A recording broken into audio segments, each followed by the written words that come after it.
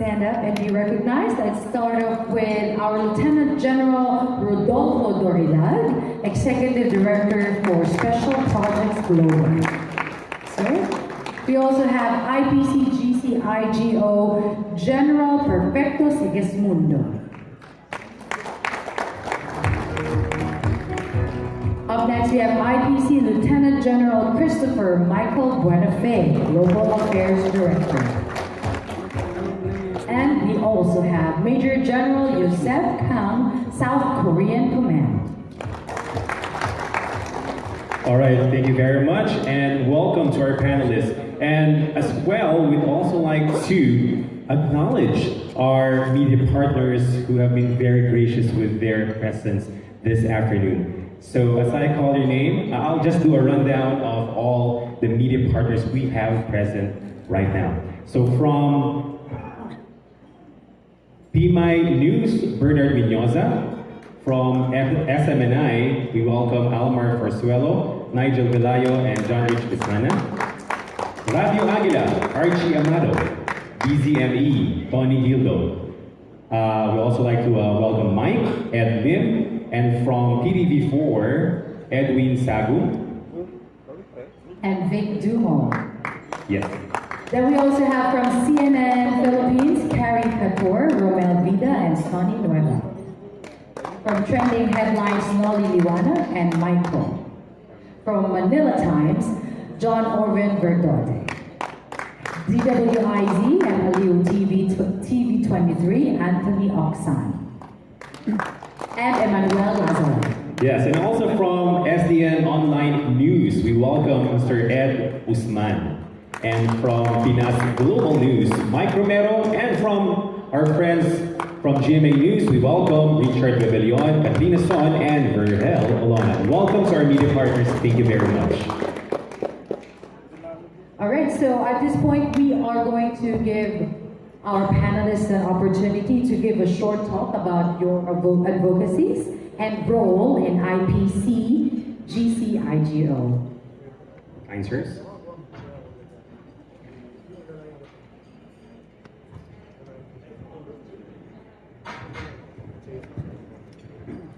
Magandang hapon sa inyong lahat. Maraming salamat sa inyong presensya. The International Peace Commission, Global Command, Inter-governmental organization is here para tumulong, makiisa sa lahat ng programa. Maraming salamat po.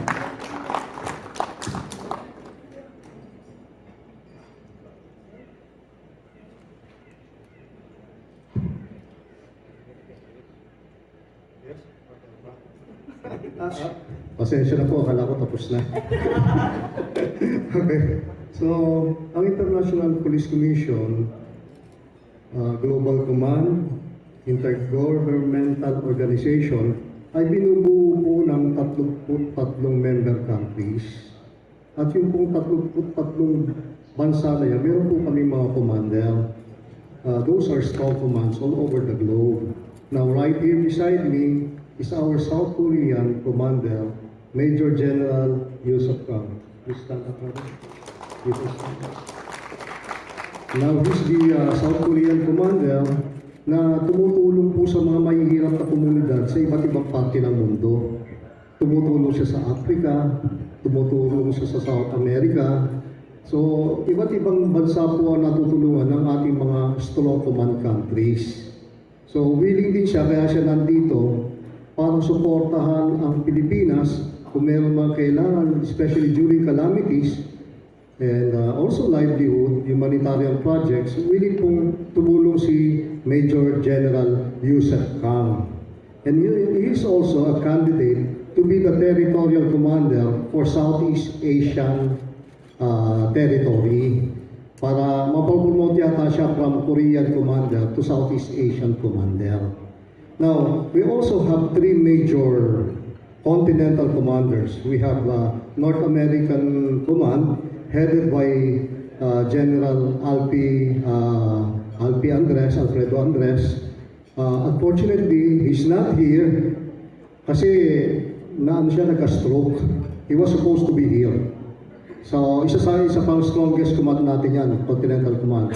We also have African Command, headed by General Kelvin Morgan. He's about to arrive. and Greece Declaration. Now, with regard to European Command, unfortunately, namatay po yung commander natin, si Lieutenant General Buck Rogers. And he was able to develop, improve, and activate different countries in Europe. So lahat po yung mga nabanggit ko, nagtutulong-tulungan po. Kasi tulad po ni Major General Yusuf Khan, he is a good businessman in South Korea. And he also owns a foundation na tumutulong sa mga mahirap. Same with the command sa sinabi ko, because General Kelvin Morgan is the president of African Festival Foundation, helping poor countries, 54 poor countries in Africa. So, pinagsama-sama po natin lahat yan. Kaya sinasabi namin strong command countries. International Police Commission, take note, is a non-combatant organization. It's a paramilitary organization. Hindi po kami mga police o militar, pero paramilitary organization po kami as registered in the United Nations under roster membership. Pagka sinabi po kasing roster, permanent po sa United Nations under Department of Economic and Social Affairs. Actually po may mga conferences po sa United Nations, you can see it on YouTube. Ako po yung mismo uma-attend. And there's a video track, me talking to the General Assembly President, former President ng General Assembly, Maria Fernanda Espinosa. Because I was there during very vital conference. I was invited. Yun. I'm proud to be Filipino. And when I talked to the interviews, different ambush interviews during that event, I was highlighting the Philippines. The more than 7,100 beautiful islands and inviting them to visit the Philippines to boost our tourism. Isa po sa ginagawa natin yan.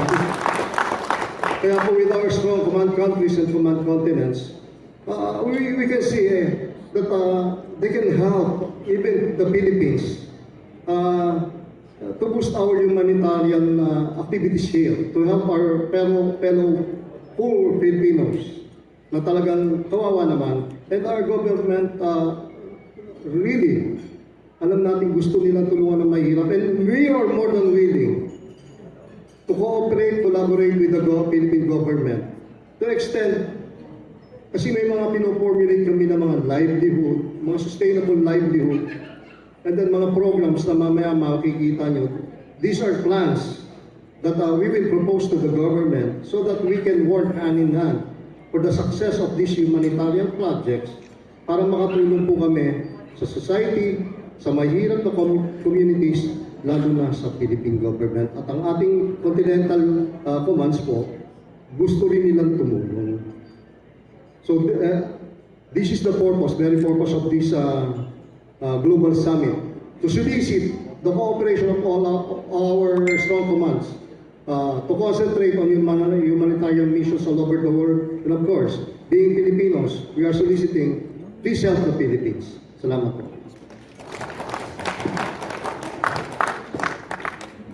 All right, thank you very much to our panelists, to our VIP panelists. And at this portion, after you've given us a brief information or background about what we all stand for and what this event is all about, we would like our media partners and friends to ask questions to our panelists. Allow me to read their questions and maybe any one of you could answer. All right. So this question comes from Anthony Obstan of DWIZ, Aliu TV channel. Or Yes, where are you, sir? Yes, all right, over there. Okay. can I read your question? Yes, All right. correct. So his question is, what are the humanitarian projects that were executed already, and what are the future projects and the objectives of the organization? Okay. Very beautiful question po. At ang aming sasagot ay very informative din po. Sa aming pong mga 33 command countries, ginagawa na po yung humanitarian, tulad po yung sa relief during calamities, major calamities, at saka syempre constantly sa mga poor communities. Sabi ko nga po, pati ang ating Korean Command tumutulong po. Existing na po yan sa 33 command countries natin and continental commands. So ngayon po, sa future plans po namin, with this summit, may represent po kami ng plans and programs ng International Police Commission. Napag-usapan namin during the study before this summit, na ilo-launch namin ito globally kasi mayayaman po ang ating mga miyembro at gustong tumulong. At meron po sila mga kaibigan din, mga business people, na gustong tumulong sa humanitarian. Kaya po, we're hoping and praying that these good people will come around and be together and united to help our programs. And they are there already. So kami po, in the previous months, gumawa na po kami. We contacted people who can help us, even not members of our organization, not officers of our organizations, na makakatulong sa pagbubuo ng programa. Ayaw ko lang pong i-advance yung mga information, pero ang mga future project po namin is for inclusive and sustainable intelligent communities na may modern architecture, modern engineering, and as we can see, sabi nga po sa inyo, pinag-aralan namin even with the private people and peers, na talagang maganda. Hindi naman namin sinasabing the first, pero confident kami na magiging unique, intelligent communities. Di ba naririnig niyo po, smart communities, di ba? Ito po, intelligent communities. So, isa po sa programang naisip po namin, we came up with a very good sustainable program for livelihood na gusto naming unahin sana ang Pilipinas. Dahil sabi nga namin, kami dito nasa Pilipinas, na part of the Council of the Generals of the International Police Commission, nakapag-form po kami ng sustainable livelihood program by empowering the cooperative network of the country. Now in cooperation with the potential partner, Cooperative Development Authority, and potential partner, the Office of the President, and even potential partner, DSWD, we are more than willing to present to them the program to contribute. Baka ma-appreciate nila, sana ma-appreciate nila, at makakatulong naman talaga sa poverty alleviation, especially food sustainability, more on value chain and supply chain. Yan, meron po kaming programa dyan. Now we also have programs regarding campaign for global peace. And our distinguished guest will discuss on that. He's into international activities and he's been active in fighting causes of war and misunderstanding between countries. And also his campaign for protection of human rights. Now we also have another program which is General Dorilag will speak for that. Agenda lang po, Hello. Hello. Hello. Hello. Yes po. Ang sasabihin ko ngayon, itungkol po ito sa special project. Because IPC GC IGO have an ambition to help the government, to help the people in the Philippines. That's why we come up to have this proposed project. To take for example, this is a smart city or green city that it was already formulated all the design, all the aspects of that project. Let's take for example, we have already one of the project is hospital. This hospital, as the IPC GC IGO was not be able to meet design a very special design that could give into a health care. That's why this hospital also equipped with high-end medical equipment and run by fully qualified medical practitioners. This project also have this food figuring rice, fish, because we know rice and fish is the basic mode of the majority of our people throughout the world. It could be started here in the Philippines, extended to other countries globally. That's why this IPC GC IGO have an ambition to help the people to elevate our means of living and to live the standard living of the people, most especially in the Philippines. Thank you. All right, thank you. Did you want to add anything else? Okay, so let's go. Let me read out our second question from our media outlet. So this time I'd like to read a question from CNN Philippines. Okay, can we just see which way from CNN Philippines? Yes, okay. So that we can address you if you have future questions. So as mentioned earlier as well, IPC is hoping to collaborate with the government for humanitarian projects and programs. May we know what projects you are looking at specifically? It's like very specific projects. I think our generals have mentioned some of it, but what specific project are you looking at to collaborate with the government for the humanitarian programs? Okay po, maikling sentence lang po. We were able to develop and formulate ways on how to help the government alleviate poverty in a very systematic, practical, and easy to do programs for humanitarian. So, sabi ko nga po, ayokong i-advance yung info na comprehensively, but during our presentation later, makikita niyo po kung paano. And I hope you're gonna be amazed with that.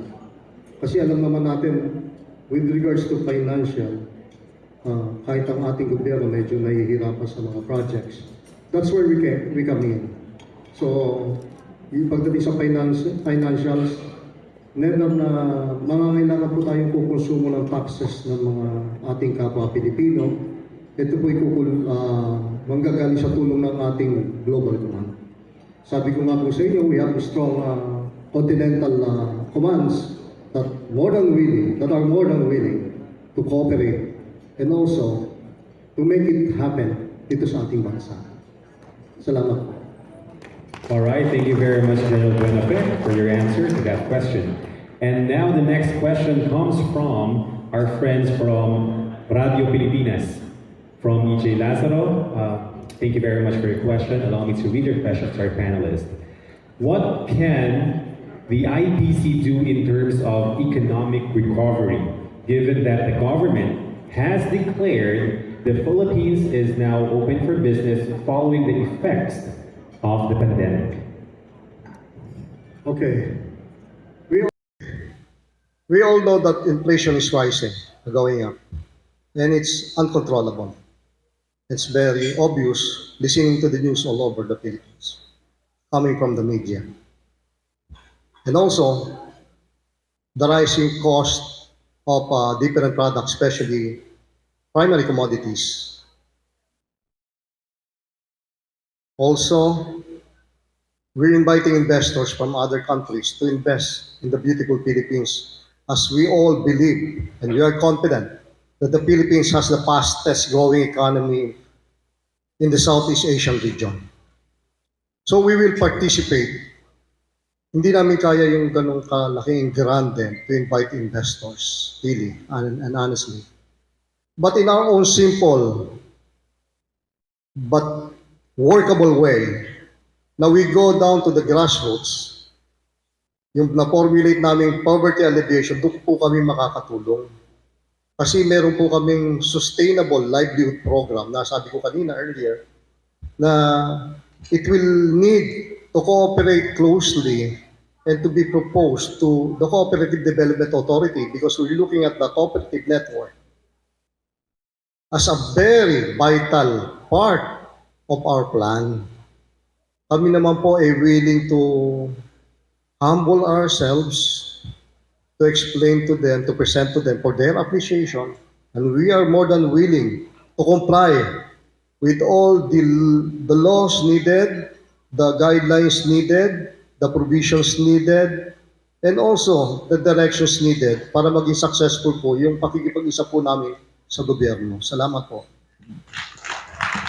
Wonderful, General Buenafe. Okay, we're down to our last question for this press conference. So my question is coming from representative of GMA 7. Can we just check where is our representative? Over there. Yes. Okay. Thank you. So the question here is that what is the main theme for today's event, and what is the importance of this at this time and age? Yes, as introduction earlier, itong global summit na ginagawa namin is the gathering of all our commands all over the world. Masaya tayo kasi dito natin sa Pilipinas ginawa, dito sa ating maganda at minamahal na Pilipinas, for the appreciation of the international members and officers of our command. And also nag-imbita rin naman sila ng ibang mga dignitaries and prominent business people to support this summit. And basically, this summit is really to power up all the projects, the programs that we would like to come up in cooperation with the government. So, gusto namin ma-strengthen ito. Yun ang pinaka-purpose nitong Global Summit. Kaya may business forum din tayo kahapon where we presented slightly our plans and programs on how to help the Philippine government and also the other governments ng ating command countries na mahirap din ang kanilang bansa. This is for the world, not just for the Philippines. Dahil as we can see, International Police Commission, Global Command, International Governmental Organization. And then, ang ating team dito is creating, please reporters, you can note this, creating intelligent culture and building the future. Yan po yung team natin. So, ang kagandahan, first beneficiary sa tinitingnan namin, sinusulisit natin sa ating mga international commanders na tulungan na muna natin ang Pilipinas, pinaplano natin na tulungan po natin ang aming bansa, ang aming napakagandang bansa. Perlas ng silanganan, home of the brave, home of the heroes, and home of intelligent people that we are being deployed and employed all over the world. We have so much talent, different talents that we can share. So let's start with the Philippines as we appeal to them. Maraming salamat po. Thank you so much. Let's give them a round of applause, our panelists.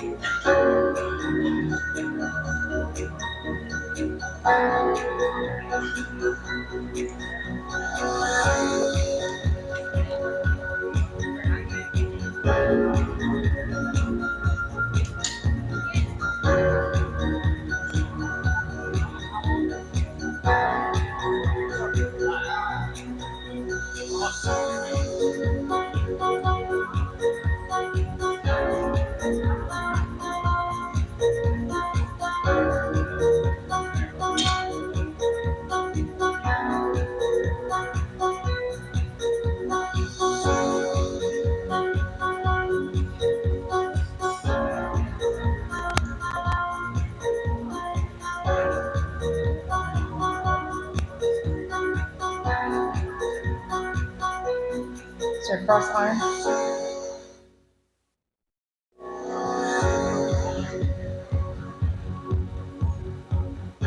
All right, okay.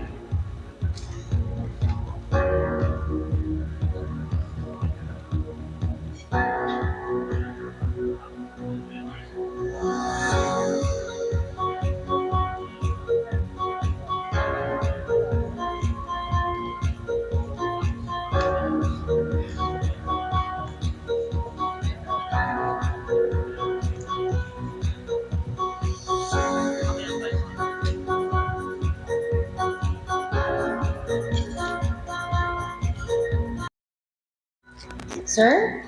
Yes. All right, followed by SMNI.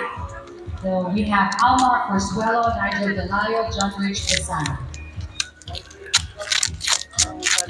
And next after SMNI, we'd like to invite over Radio Aguila, Mr. Archie Amado. And again, ready. Okay, and shortly after that, from TCME, Tony Hugo, Mike and Edwin. Yes. TCME, are you here? Yes.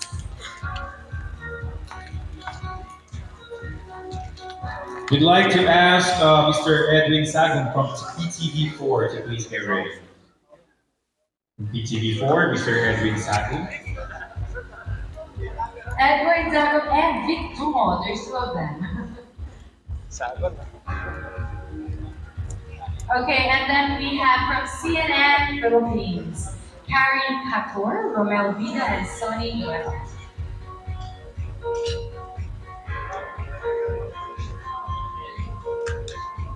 From Trending Headlines, Mr. Noli Liwanag. And Sir Michael. And Mr. Michael. Two of them, of course, from our friends from Trending Headlines. Up next, we have our friends from Manila Times, John Orban Verdote.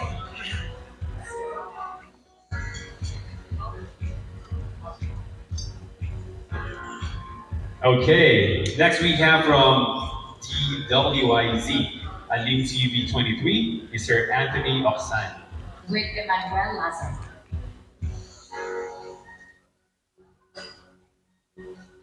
Okay, we're down to our last three media outlets. We have SDN Online News, Mr. Ed K. Usman.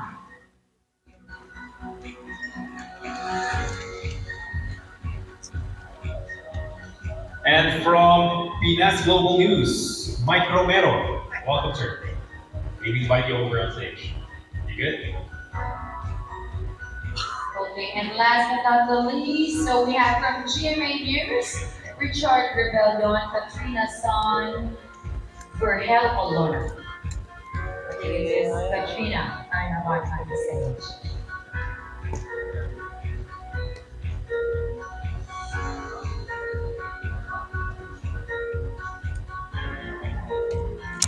All right, thank you very much again to our media partner, and we really appreciate your presence this afternoon and for your questions to our panelists. All right, and all together, let's introduce IPC Global to the world. So thank you once again to our media partners. Once again, we will be having snacks. So we'll be serving snacks, and after that, we have our evening celebrations at 5:30. So we will be right back. Yes. Most definitely, we will be right back. Thank you very much, and please stay put for our conference. And please do enjoy our snacks outside. Thank you. Magiging pagbabago dahil may mga projects na pong nakaplano at para itong magkakaroon po ng mga trabaho ang Pilipino dahil sa mga projects na gaganapin po at mapangyari. So makakatulong po ito para sa ekonomiya dahil syempre pagka po bumaba ang lahat ng bilihin, automatic po yan, ang taong bayan po makikinabang. Tapos paano po yun? Magko-coordinate po ba kayo sa Pangulo ng Pilipinas or meron kayong direktang... Opo naman, meron naman po, magkakaroon naman po yan ng coordination. Kasi sa ngayon, ang nag-handle po nito ay private, ang IPC IGO, and ang ibang non-governmental agencies. Paano po yun ang funding, ma'am? Kasi nabanggit niyo po na bababa yung presyo. Paano po? May mga pondo ba na ibibigay sa bansa magmula po sa international? Sa mga bansa po yun? Meron po. Meron pong magiging pondo po magagamit para sa mga proyekto. Naihanda na po ni Mr. Tatay ni King Chua tayo po. Sir Chua, gaano ba kalaki yung pondo na kailangan ng bansa para makarecover tayo? Basta Malaki. malaki lang ang ibibigay lang. Ganun lang. Para gamitin. In means of donation po yun, hindi po yun pautang. Hindi, I-donate. sarili ko ang pera. Ibibigay talaga sa Opo. Pilipinas. Po. Paano po yung mga nakaplanong target ninyo? Magpapatayo kayo ng mga bahay, housing sa mga Pilipino, Opo, building? hospital, eskwelahan, mga pulubi. Lahat ng pulubi, walang na pulubi ang Pilipino. Yan lang, ang tutulong ko. Kung ano po yung inumpisahan po dati ng dating Pangulong Ferdinand Emmanuel Adralin Marcos na hindi po natuloy, siya po ang magtutuloy. So ang target niyo po, magiging a great nation ulit ang Pilipinas. Yeah. So this nation will be great again. Ma'am, matanong ko lang po, if ever, if you don't mind, are you related po ba kayo sa mga Marcos? Related po sa adhikain.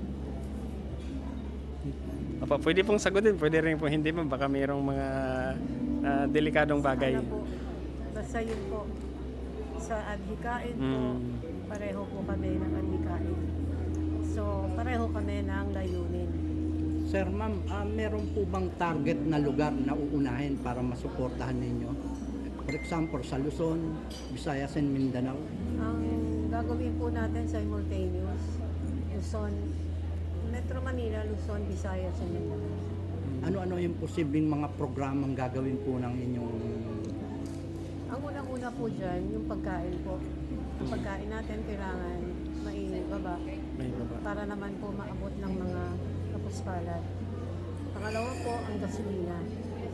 So, ito po ang dahilan kung bakit tumataas ang presyo. So, kung ito ay kontrolado po, ang lahat po ng presyo bababa. May target na pong araw kung kailan kayo... Magsisimula po tayo sa isang buwan. December. Apo. Opo. Saan po yung target na lugar po? Hindi pa kami alam. Sa ngayon, nasa stage ng planning po. Pero magtatrabaho po kami pagkatapos po nitong proclamation. Apo. Pero ma'am, nagkita na po ba kayo ni Pangulong Ferdinand Marcos Jr.? Hindi pa po sa ngayon. Pero alam namin na later on, magkakaroon po ng pagkakataon. Meron ba kayong mensahe doon sa mga kababayang Pilipino kaugnay po sa inyong mga plano? Wala na. Sa lahat po ng kababayan namin, sa mga Pilipino, dumating na po ang sandali, ang tamang panahon na kayo po, tayong lahat ay magkaroon ng pagbabago sa kabuhayan po. Hindi na po tayo magiging hikahos. Hindi na po tayo aalilain ng mga dayuhan. Tayo pong lahat ay tatayo na taas ang noo para po sa layunin, para po sa mga plano, para po sa ating kinabukasan. Ang ating pong mga ninuno, ang ating pong mga anak, mga apo, lahat po sila ay magkakaroon na ng pagbabago po. At ito po ay pasasalamat namin po sa Diyos Ama na naglikha sa ating lahat at gumawa po at binigyan kami ng oportunidad na magawa po ang divino mission para sa tao. Maraming salamat po. Ako po ay si Princess Aisha Marcos Tylee. And my mother, we are triplets in the family. I'm the youngest of the family. And my mother is Maria Dr. Enria Josipa Marcos Tylee. So, I'm here in the Philippines for almost 2 years. Ginagather ko po yung humanitarian. At namimigay ako ng bigas sa mga tao na 5 kilos of rice, 1 kilo of fish. And then, mayroon pa akong binibigay na whole chicken. At sa mga bata naman ng mga malnourished, binibigyan ko ng 2 kilos of milk. Ma'am, ano yung pakikiisa ninyo sa International Police Commission? Ano yung inyong activities? My activity is humanitarian. But nung ginawa ko to, hindi ko ginagamit ang organization. Alam nyo na, we need to itago yung secrecy, di ba po? So, na-achieve naman yun, di ba? So ano pa po? How many years na po kayong gumagawa ng mga humanitarian projects mo? Starting when I was 18 years old. Oh, decades. Yeah, because I'm following the footsteps of my late mother. She's a lawyer and she's also a doctor. Dito lang po yan sa Pilipinas? No. Lahat ng country. Almost 208 countries natutulungan ko po. Ma'am, kayo po ay isang aircraft pilot Yes po. and medical Doctor. doctors. Paano As a niyo po medical doctor, I'm a natural doctor. One of the three companies here is akong ginagamit nila as a wellness doctor. And then gumaganap kami ng medical missions. Nagsaservice din po kayo, no? Servisyo kayo sa military. No, it's not a military because US Air Force, a lady Force. pilot, yeah. But I'm not connected with United States. Nasa UN po ako. On call of duty lang po kami. UL? UN, United Nations. Ma'am, nito nakalipas na taon lang ay talagang bumagsak po ang buong mundo dahil po sa pandemya. Ano po maibahagi ninyong ma-share po ninyong karanasan at baka may natulungan kayong mga lugar? So marami po yun. Kung after the pandemic also I'm here. And one of my triplet sister, we are helping for wala makain na tao, right? Oh. We are giving alam niyo ba yung gardenia na bread? Yeah. Kami po yun. Binayaran namin yung company for 1 year, binibigay sa tao. But dismayado, ayoko nang mag-mention kasi nasa public tayo eh. Mahirap na po. At nalalaman din naman nila yun, ba't hindi kami nagpakilala? Para lang makatulong sa taong bayan. Paano po ang cost ng gastos, ma'am? Nanggagaling, mayroon ba mga funders or mismong sa inyo po nanggagaling? Nice questions. Why? My mother mayroon na talaga kaming foundation dito. Mayroon na. So, ang funding na yan, dapat mayroon na nga. May pumasok na nga last year eh. Kaya lang, masama ang kalooban namin kasi ipinasok namin sa foundation. Pagkatapos, sarili na nga naming pera. Sana maano na ito, masolusyonan na. Sarili naming pera na gusto naming kunin, wala kami nakukuha. Yan lang po. Magsasabi lang tayo ng katotohanan. Meron ka bang gusto mong banggitin yung foundation or itago na lang? It's a secrecy for the family. Lahat nakakita sa akin ngayon, inalalaman po naman nila kung anong foundation yan. Yan po. Ano po yung mga project, ma'am, na isusunod po this coming years? This coming years, maybe I starting na nga po eh. For my humanitarian, for giving the rice, for giving the fish, and some of the Filipinos ay sharing even 500 peso, 1,000 peso. But ngayon wala na po tayong budget. Mahirap ipasok ang pera ngayon sa Pilipinas po. Yun lang po. So, nang dumating ang lolo ko, kasi ako ang naghanap po sa kanya, in behalf of my mother, kasi yun pang instruction niya, kasi 3 years, kamamatay lang ng mother ko. So now, nung nakita ko na ang lolo ko, I am the granddaughter of Tuat Hailey. Yung interview niyo kanina. And then yung mami ng kausap niyo na si Maria, kapatid ang mami ko at ang mami po niya. She's your tita? Yeah. She's my tita. Ma'am, any message para suportahan ang inyong adhikain ng pamahalaan? So, ganito lang po. Ang mensahe ko, number 1 is kailangan tulungan sa pagdarasal. At bawat isa sa atin kailangan linisin yung puso. Tama po ba? We need to cleanse ourselves and then after that, we have peace of mind. Peace of mind is kayapaan. After the kapayapaan po, kailangan po natin yung unity po. Pagkatapos, to become humanity. Yun lang po ang sa akin. So, pwede pa po akong sasabihin at pamagitin ko po yung family ng father ko. Ang father ko, he's a international custom inspector. But a long year ago, patay na po siya. So, his sister is the first commissioner of NCNF, National Commission on Muslim Secretary. Muslim Filipinos rather. NCNF. I came from Dimaporo and Chanalan family. But mahirap na kasi pag hindi ka lumaki sa isang lugar, talagang ang lifestyle namin is talagang iba talaga sa mga Maranaos. Kung sino mang nakakatingin sa akin ngayon at nakakita sa akin, rely nyo ako. So naba ko ginawa marata para makatulong sa bangsatan, no? So support ka no, na naba ka no marangit o karangitan. Kay siya ako pag-ugupan yung Antonio Galabak, si kakaaka na si Princess stranded iman to sa Russia. So she was stranded in Russia due for the war. She's now into Sarah Place. I am the youngest of the triplets. Pag-ugupan niyo wata ako kay Parokchanalan. And my grandfather is the former chief of police of Marawi City. He is also the one implementing the name of Islamic City of Marawi. And before he lost, he is a congressman. And he is in the book of reading history of the Philippines. This is the sign of his flag. After the war before, di ba nakataas po yung red? Yeah.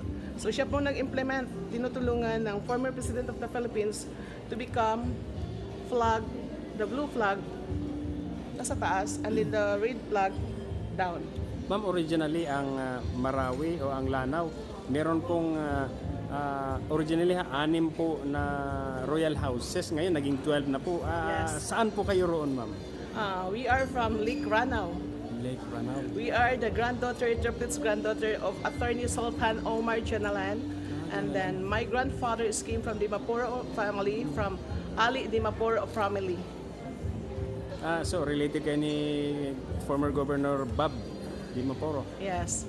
And one of my cousin now was in the Congress, Khalid Dimapuro. Si Khalid. Ma'am, any message po ma'am sa ating Pangulo kasi po nagkanda hirap-hirap pong bansa natin at ano pong mairekomenda po ninyong suggestion po sa kanya? Well, nice question. Ngayon sa akin naman, ang plano ko at pag-iisip is magkaiba po tayo sa presidente. As long nakakayanin, matutulungan natin siya, why not, di ba po? Correct. Pero mahirap po kasi siya lapitan. Tama po ba? Kailangan tutulungan natin at respetuhin kung sino nakaupo po ngayon. Yun lang po. Thank you, ma'am. So maraming salamat sa inyong lahat at yun lang ipapayo ko sa lahat na nakikita o ganito, tulungan niyo lang po ako sa pagdadasal para matutulungan natin ang lahat at bawat isa. Kailangan pagdadasal, pagbabago para may kayapaan. After the kapayapaan, mayroon tayong katahimikan. After the katahimikan, para makakatulong sa lahat na nangangailangan. Yun lang po at magandang gabi sa inyong lahat. Thank you, ma'am. Now I am here to talk about the aging process. So by now you probably heard about aging. When it begins, weakness is also felt. We hope that we can share with you some understanding about this aging process. And again, I have been in the nutraceutical products or nutraceutical field for more than actually 15 years, not 25 years. And I studied biology, biotechnology, and geoscience, which is the study of how to slow the biological aging and to extend health and longevity. So, yeah. What is the importance of aging? The older we get, of course, the deeper we have, the greater sense of acceptance of self and others, desire the connection and the means to create it, and the life experiences that help us make smart decision, wisdom and empathy, and I believe everything is in here. All are available to us as we grow older. Now, I will be talking about a different kind of age. Actually, to be precise, there are 2 types of age. One is a chronological age, where it refers to it refers on how long you have been existed in this since your birth, since your birthday.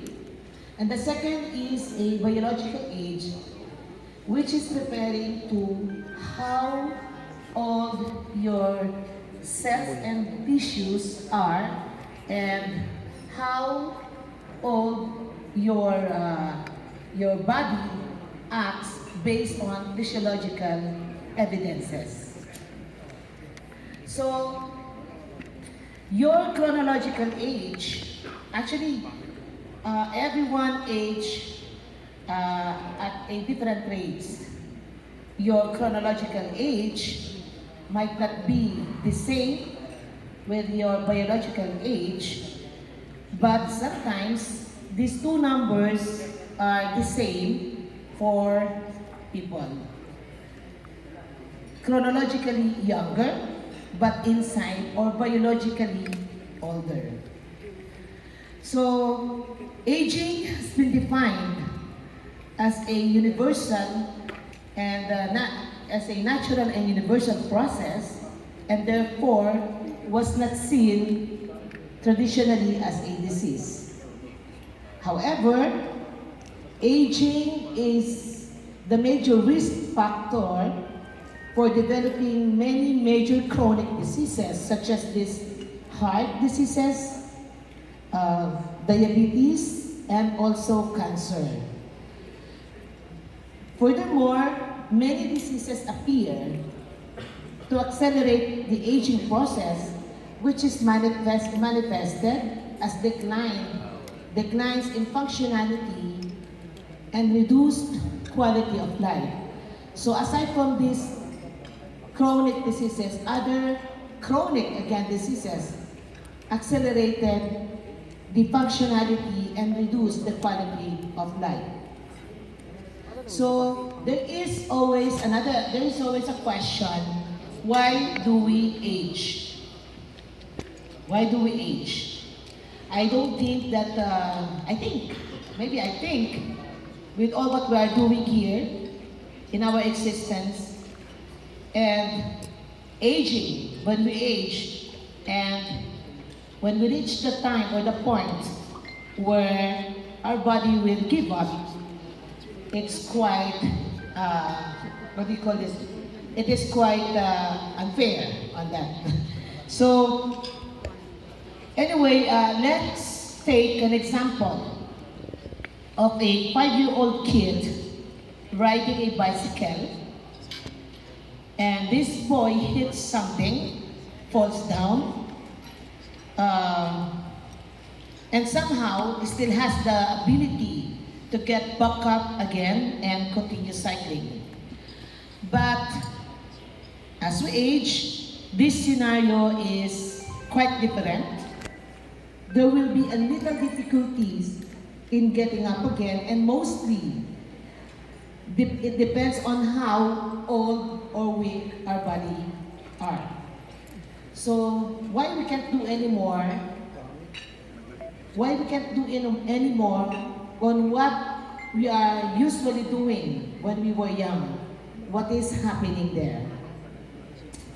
Over time, our bodies degenerate, and their power to regenerate diminishes. The capacity of the power to regenerate diminishes, making repair and recovery more difficult.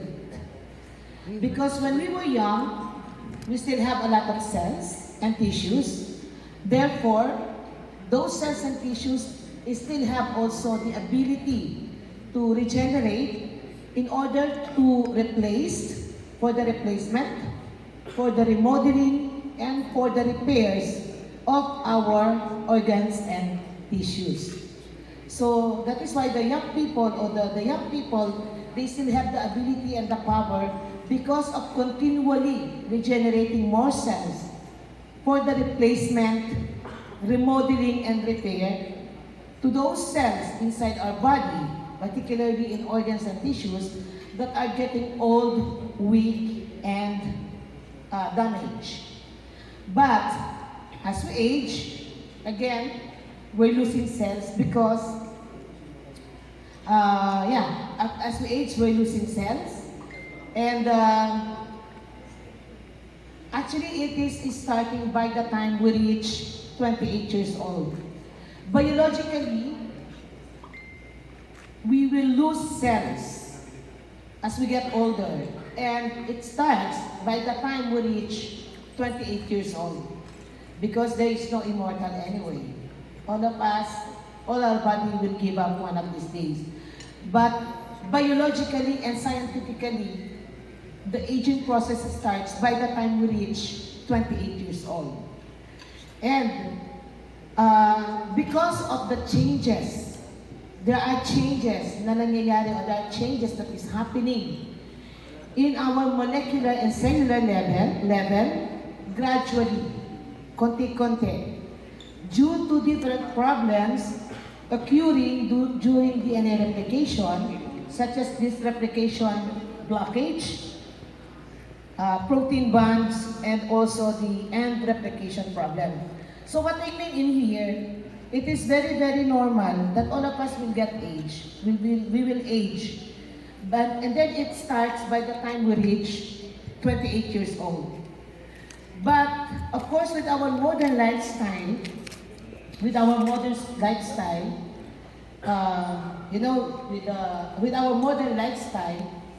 which is the unhealthy eating food or eating habit, some kind of age behavior and lifestyle, accelerated our process, or accelerated prematurely our biological aging. So in here, I would like to show to you what is happening, why do we age. The manifestation of aging is actually because of our telomeres. One of the region of our DNA, which is known as telomeres. When the telomeres get shortened, or when the telomeres get shortened, it limits the divisions of our cells, and therefore the multiplication as well. Remember all the time, when the division is limited, or when there is no division, cell division, or limiting the division, that means it is also limiting the multiplication that's supposed to be the replacement, to be used as replacement for the cells, or for the organs that are getting old, weak, and damaged. I hope you're getting my point here. Limiting cell division, therefore, limiting cell division will mean no more multiplication of cells. And if there are no more multiplications of cells, that means we will not have enough tools for the replacement, remodeling, and also for the repairs of the cells that are getting old in our organs and tissues. And it is the time we will feel that we are getting old, because our machineries inside are getting old. Actually, age is very, very subjective. Age is very, very subjective. In Tagalog, in age is very, very subjective, because age will only reflect and affect the body, will only reflect and affect you. It is depending on how your body is acting. Age is very subjective. That is only a reflection of your body on how you are living every day. If you are always in pain because of different diseases like arthritis. Let's get it on. Let's get started with our program. All right, and now let's move over here today. Now let's get comfy. Yes. Okay, now ladies and gentlemen, to give our opening remarks, may we call on stage IPC General Rowan Mislan. Yes, let's Yes. go. Give it up for IPC DS General Rowan Mislan.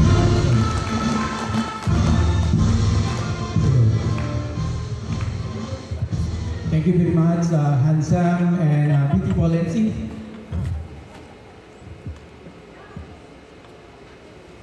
To our Supreme Commanding General Robert S. BIAZON, IPC, International Police Commission Global Command, Inter-governmental organization, the International Court of Justice, Sir Judge Alvin Long, good evening, sir.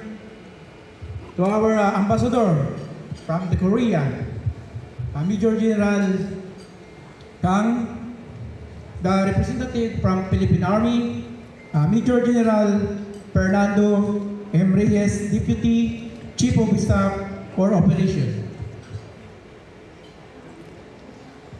Friends, visitors, ladies and gentlemen, on this beautiful evening and a very nice place, we meet here to celebrate the Global Summit Conference and the Global Proclamation of the International Police Commission Global Command Inter-governmental Organization. This conference centered on discussion about international economic opportunities, sustainable cooperative livelihoods, peace campaign, protection of human rights, climate change, humanitarian program, giving special award and recognition, and global proclamation of International Police Commission Global Command. It is my great and honor to welcome all of you from abroad and within the Philippines to participate in the most awaited event. Good evening and magandang gabi po sa ating lahat. Thank you po. All right, thank you very much, IPC Deputy Supreme Commanding General Rowain Islan, for your opening remarks. Thank you, sir. And now, ladies and gentlemen, I'd like to call in IPC GC IGO Deputy Supreme Commanding General Robert BIAZON. He will be giving an award to General Romeo Browner, AFP Chief of Staff, and to represent General Romeo Browner, we would like to call on stage PA Deputy Chief of Staff for Operations J3, Major General Fernando Reyes.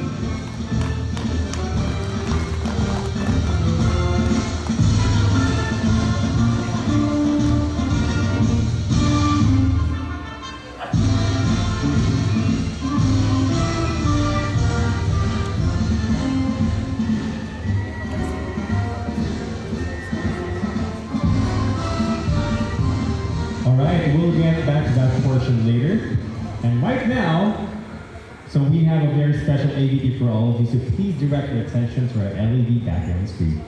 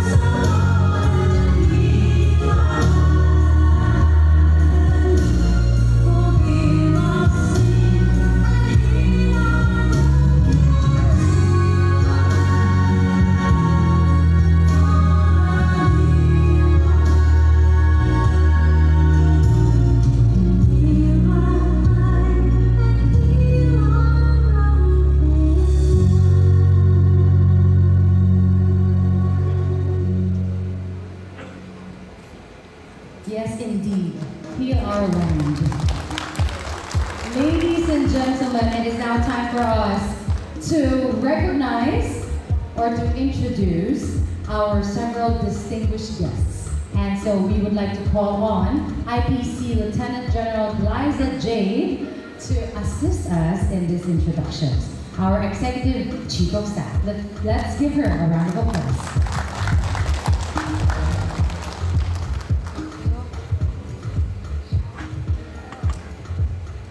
Thank you. Good evening, ladies and gentlemen. As we speak, I would like to acknowledge the presence of our distinguished guests from the IPC, Ambassador Major General Joseph Tan, in gracing our program tonight, World Peace Committee Association World Chairman. Thank you. Our ICJ Supreme Court Judge, Honorable Sir, Judge Alvin Long from Malaysia, sir. Thank you for gracing us the program tonight. And from our AFP Chief of Staff Office, Major General Fernando Reyeg, our Deputy Chief of Staff for Operations J3. And we have Wendy Su from the USA, Gerald Law Prophet, Ma'am Joanne Wong from Malaysia, she's here. Sir Joe Rapidsol from Malaysia, also with Sir Judge Alvin. And our Special Envoy for Malaysia, Ambassador Kenny Tu. Thank you, sir. And our distinguished guest from the Philippine tribes, good evening. Our Janet Cordero, Ambassador Duraj Alachkar from Lebanon, and Emperor Mosharraf Hossein from the UK. We have from the Italy, Major General Santo Santaniello. We have from Taiwan, Miss Julie Shen. She's here roaming around, I think. Yeah. From Malaysia also we have IPC Colonel Marietta Reformado, and from Africa we have Grace Ogechukwu Newman, and from Europe we have Mr. Donald Dola Julius and Gijon Ampacorsa. I would like also to acknowledge the IPC Council Executive of the Generals, headed by and lead us from the very top, our Supreme Commanding General Robert BIAZON, sir, good evening. Our Deputy Supreme Commanding General Rowan Mislan, sir, you are the welcome. Our Education and Training Department, Lieutenant General Perfecto Sigismundo, Jen. Our Lieutenant General Rodolfo Dorilag, our Special Project Director, good evening, Jen. Our Inspector General, Lieutenant General Alor. Our Global Affairs Director, Lieutenant General Christopher Michael Buenafe. Our Council of the Elders, Lieutenant General Albert Mihala. We are here, Lieutenant General Edgar Alagdon, Jen, good evening. Lieutenant General Maria Paz Padilla, our Executive Committee Director. Lieutenant General Regine Ladringan, our Controller. Lieutenant General Ramir Ponce, our Logistic. And Vision Estal and Vision Ortega. Good evening, everyone. May you enjoy the program tonight. Thank you very much. Thank you so much once again. Let's give it up for IPC Lieutenant General Liza J. Pineda. All right, thank you very much, and welcome to all our distinguished guests and from our friends from overseas. Mabuhay to all of you. Mabuhay. We are indeed international today, so we do hope that you enjoy the Philippines while you're here. Okay, now to formally open our Global Summit Conference, we will be having our first topic. And to give our first topic, Let us call on stage Lieutenant General Christopher Michael Buenafed. With the topic of sustainable cooperative livelihood.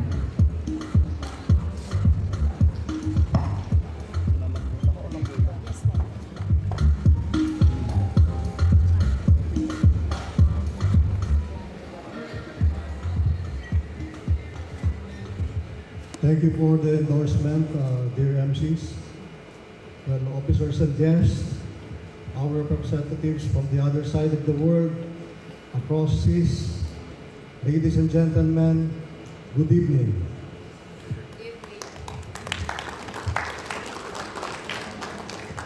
Now, I would like to give the gesture of being proud of formulating this program, mainly to alleviate poverty, not only in the Philippines, but in other countries, especially our ASEAN neighbors, who are also, their citizens are suffering from severe poverty. And we know poverty is the root cause of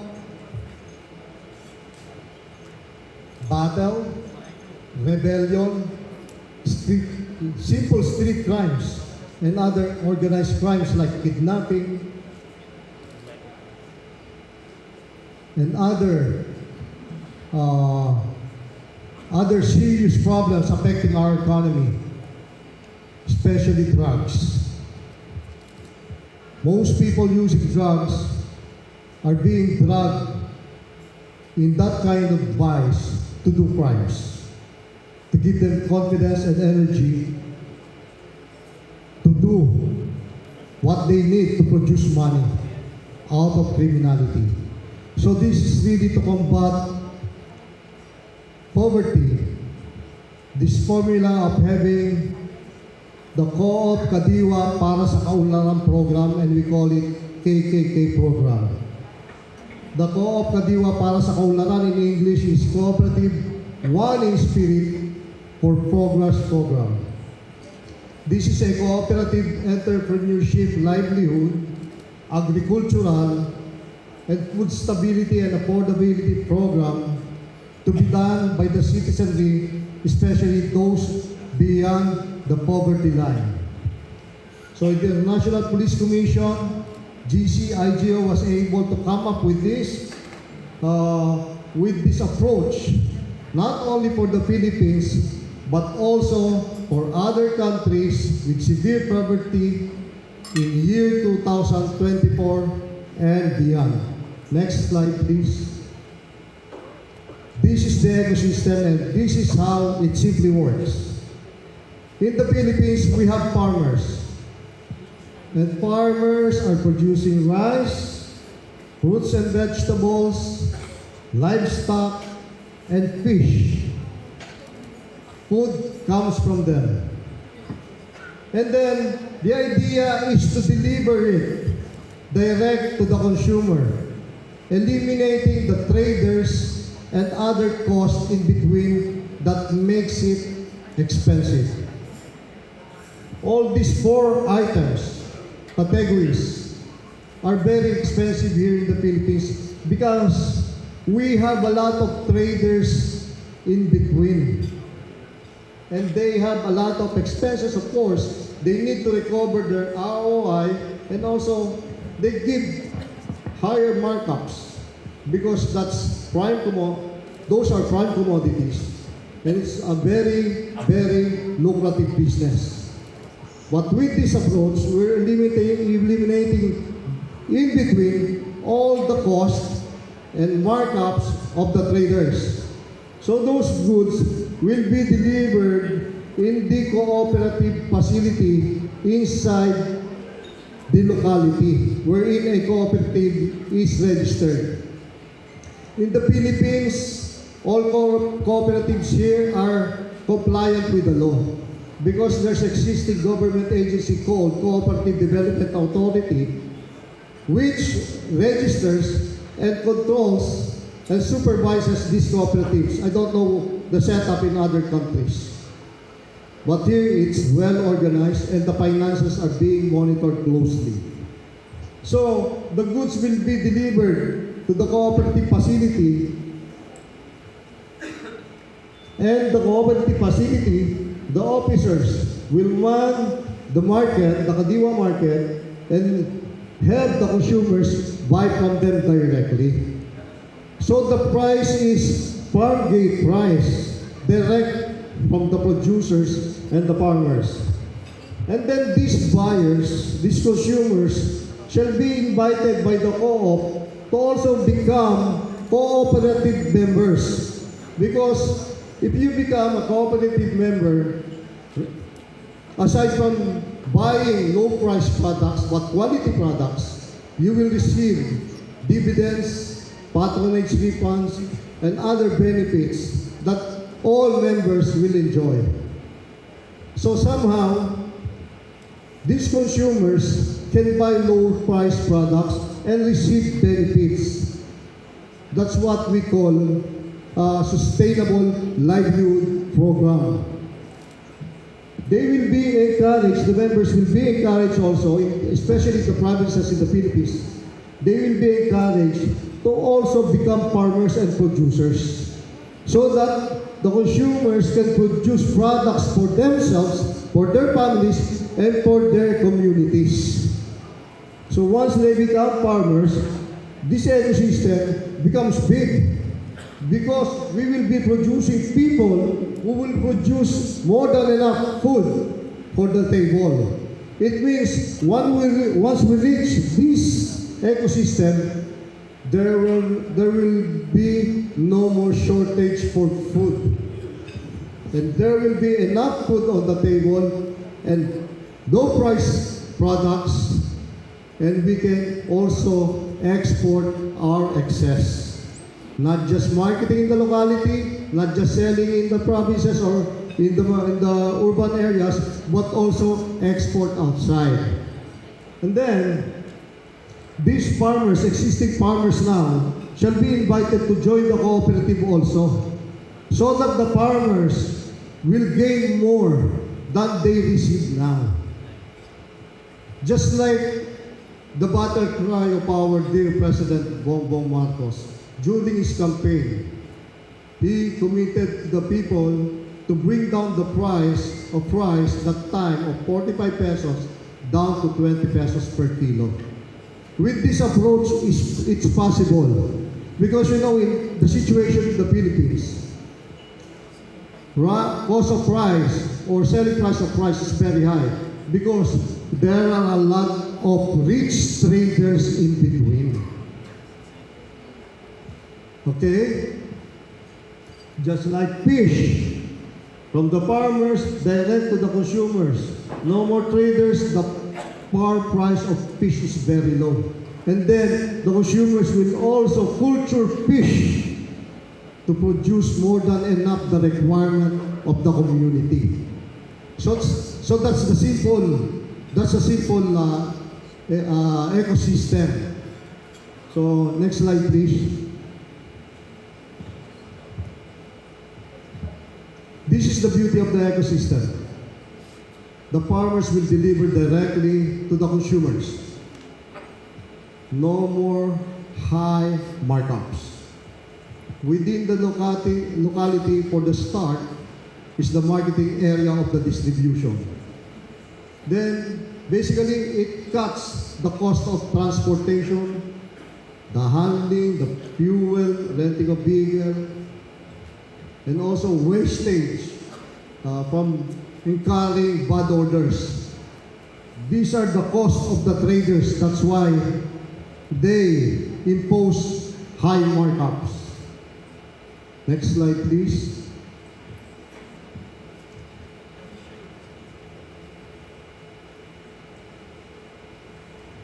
Then in number 4, it says the consumers will enjoy fresh, quality, and low price products.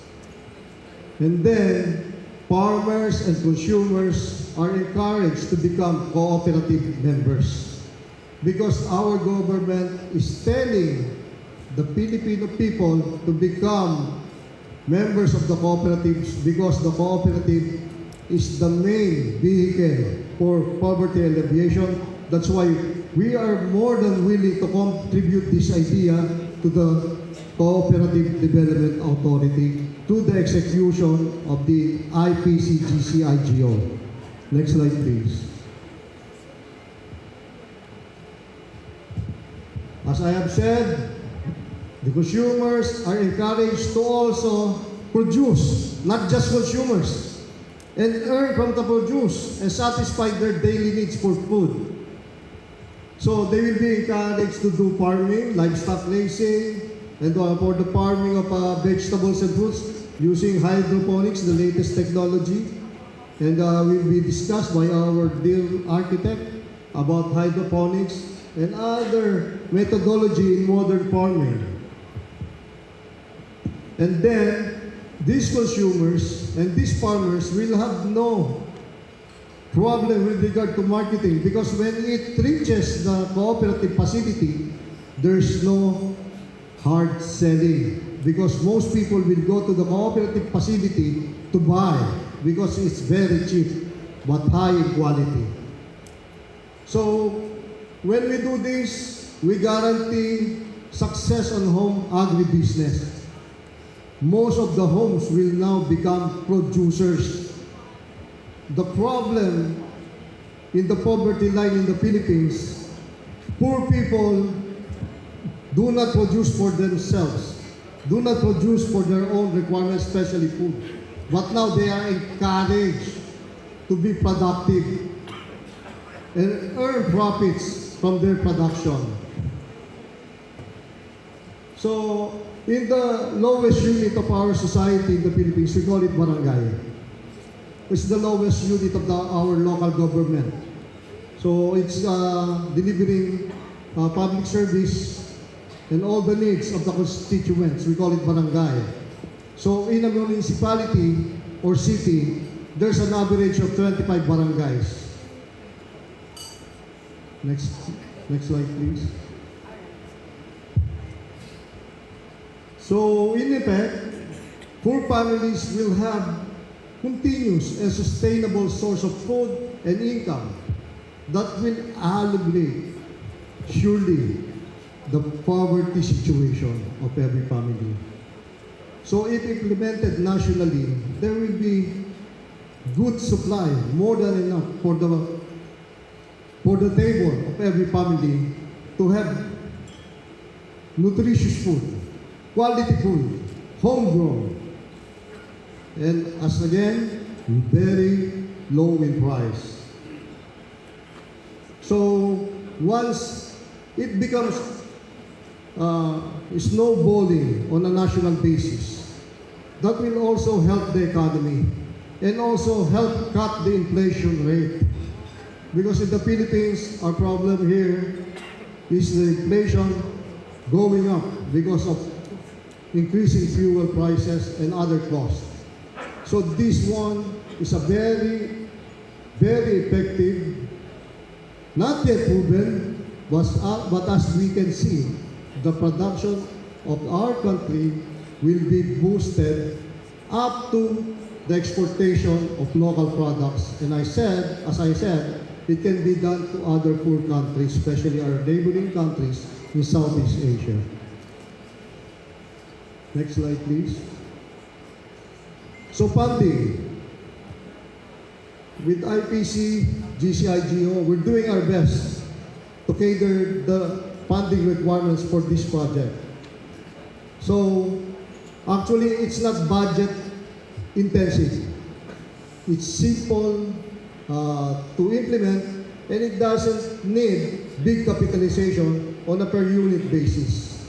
And with the Cooperative Development Authority, once they agree with this formula of poverty alleviation, Land Bank and the Development Bank of the Philippines is mandated to help cooperatives in their funding requirements through loans with easy installment plan and also very low interest.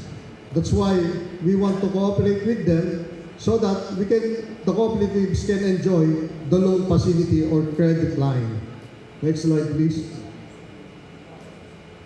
Potential livelihoods partner. We plan to invite the participation of the DSWD. This is the Department of Social Welfare and Development, a vital department of the national government of the Philippines, and then it provides livelihood assistance to co-op members and farmers.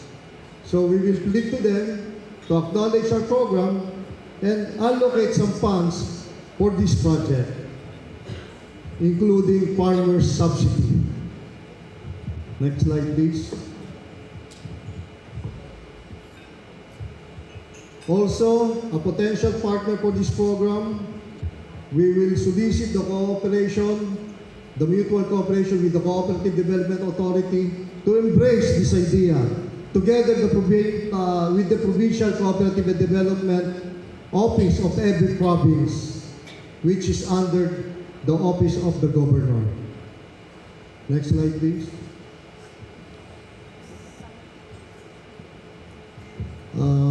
Somebody approached me that she's from TESDA, NCR. Ma'am, sooner or later, you'll be receiving a proposal regarding this simple program. And I know TESDA will embrace the idea because the intent is to provide training on modern farming like hydroponics. You're doing it now in TESDA. You're doing trainings for the hydroponics, for planting and fishing. That's existing.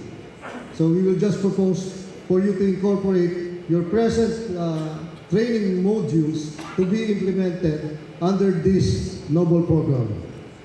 And also the technology of producing recycled materials, non-biodegradable materials like hard plastics, at PE grade and other hard to dispose and degrade, not just plastics, other materials which can be recycled.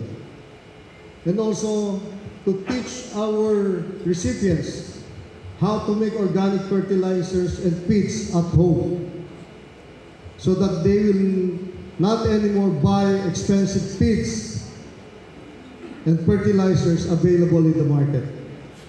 Next slide, please.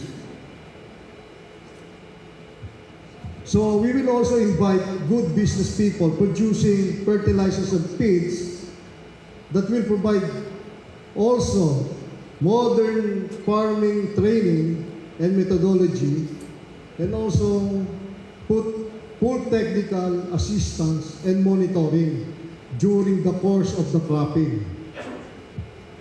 And will guarantee the yield maximization that will end up to profitability on a per home basis. So we will propose to partner with these producers to provide us ample supply of low price materials. Of course, they will undergo KKK accreditation to be conducted by IPC GC IGO. Next slide, please. This is our very handsome young president. We will plead to him. We will be in full humility to ask him to bless this program, to help our fellow Filipinos escape from severe poverty in a very simple way. That the government will not be needing big funds to support this project because this project is self-sustainable. So the KKK program, again, is a cooperative enterprise, livelihood, agricultural, food stability, and affordability program. And it means supply chain and value chain. Well, with IPC GC IGO, this was our vision even 13 years ago in 2010. It was just developed. It was already conceived 13 years ago. But we were able to come up with this formula to simplify everything and simplify the implementation. This is plug and play, as we call it. And our vision before, 13 years ago, is bringing intelligent culture, building the future for the Philippines and to the world. So, with this approach, I think I can now solicit your support for this simple thing to happen.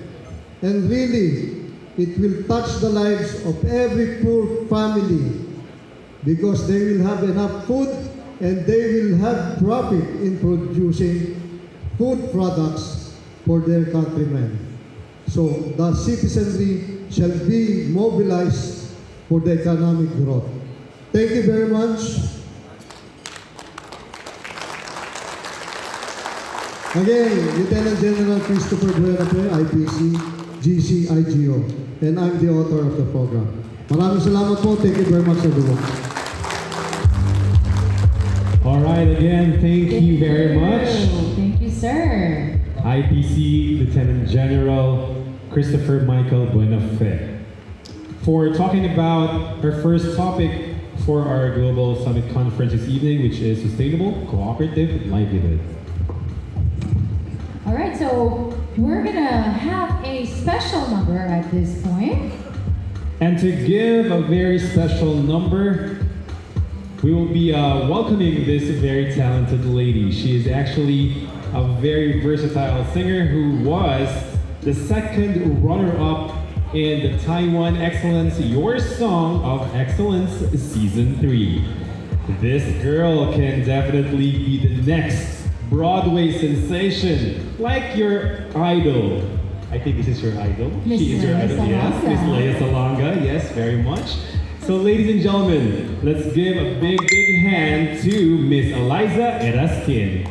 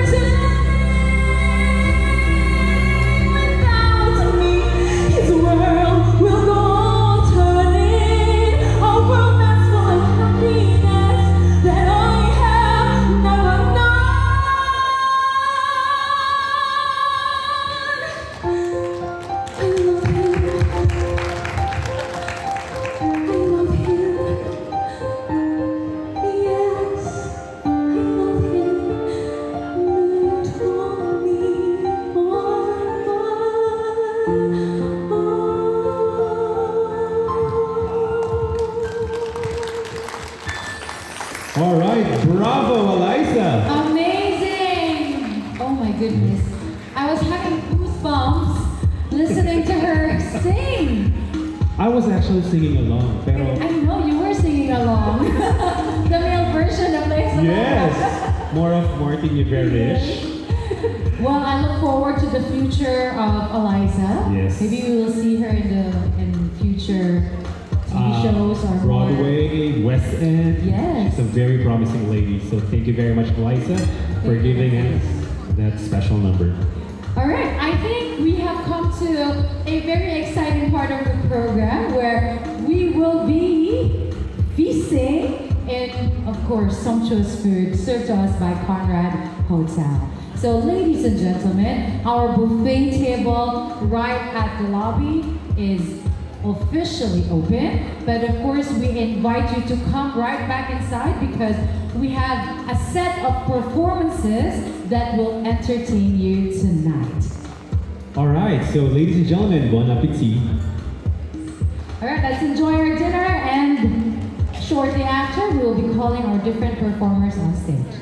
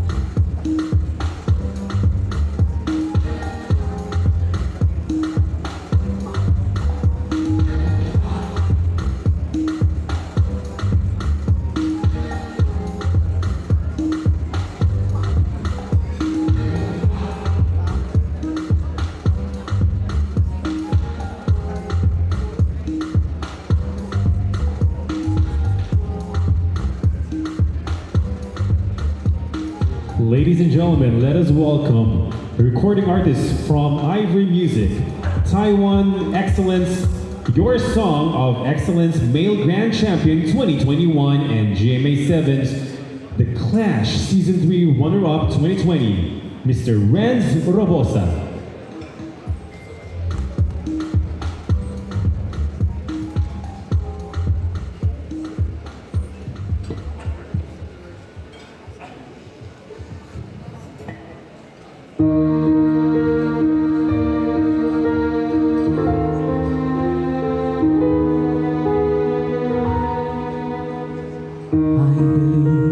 For every drop of rain that falls,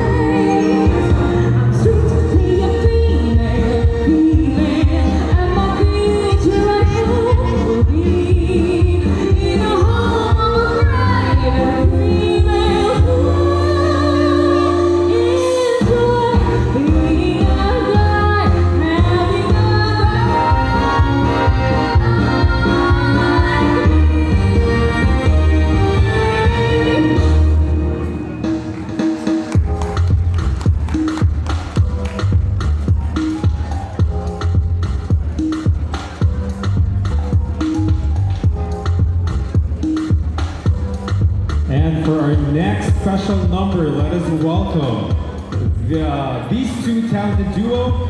First is Jan Cesar Dolohan, 11 years old from grade VH Loobunga 2 Elementary School. He was the Regional 3 champion, Children's Congress 2016, 2017 DepEd Region 3 finalist, Singing Contest Elementary category, 2018 official delegate of WCOPA, 2019 official delegate of WCOPA, and 2019 finalist of Mr. Pogi, Olongapo City. And Kaiser Sid Dolohan, 14 years old, from grade 8 Loobunga High School. Municipal level first runner-up, Children's Congress 2015, 2018 official delegate of WCOPA, 2019 finalist of Mr. Pogi, Olongapo City. Ladies and gentlemen, let's welcome Botolan Aita duo voice. And they are the sons of Brigadier General Cesar Dolohan and Ludi Flores Dolohan from Botolan, Zambales. Let's give them a big, big hand.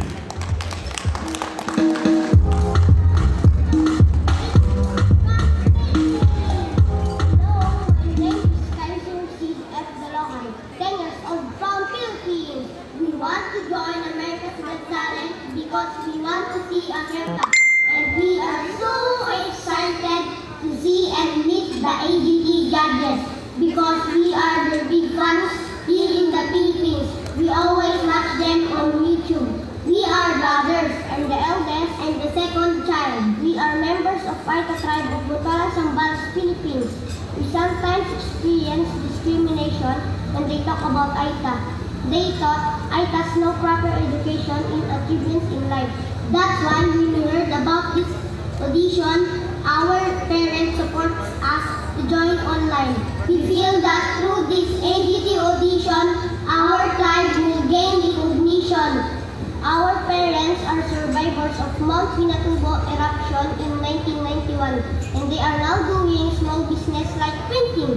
We sometimes help them. We pray to God that He will bless us in our journey.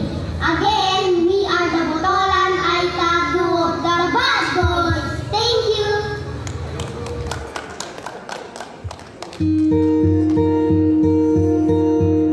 Hello, Jockles, my old friend. I've come to talk with you again. Because the visions of bleak remain. Levitates while I was living.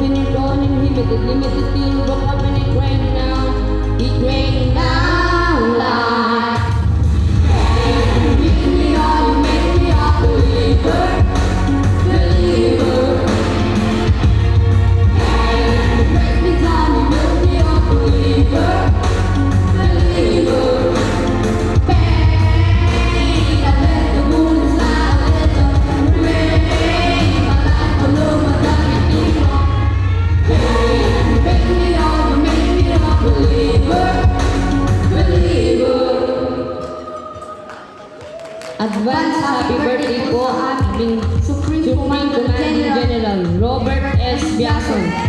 Viva IPC!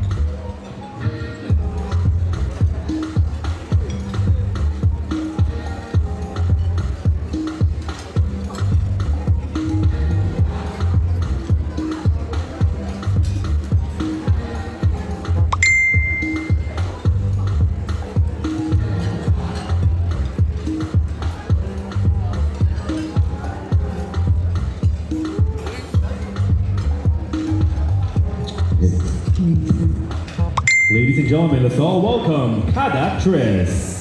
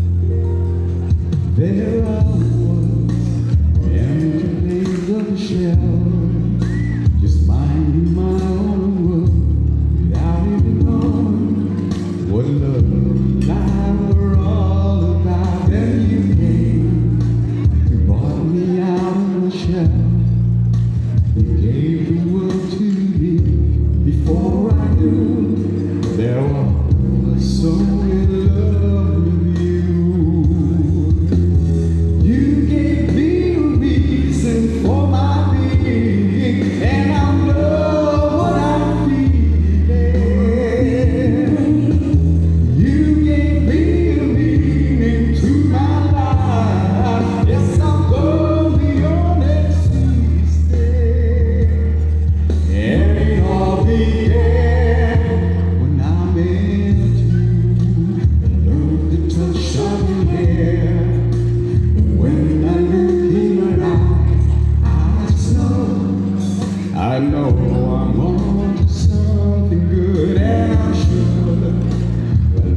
for you will endure.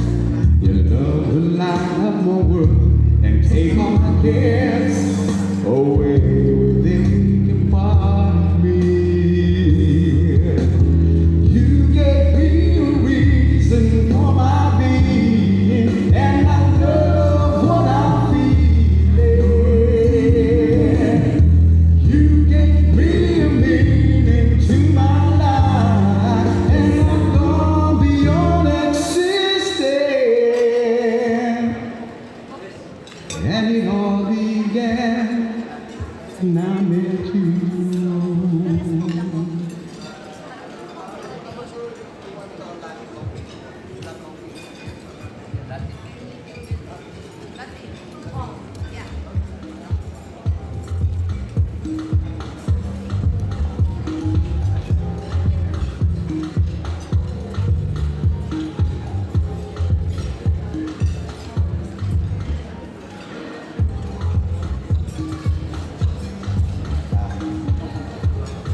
All right, another round of applause for Kada Trends.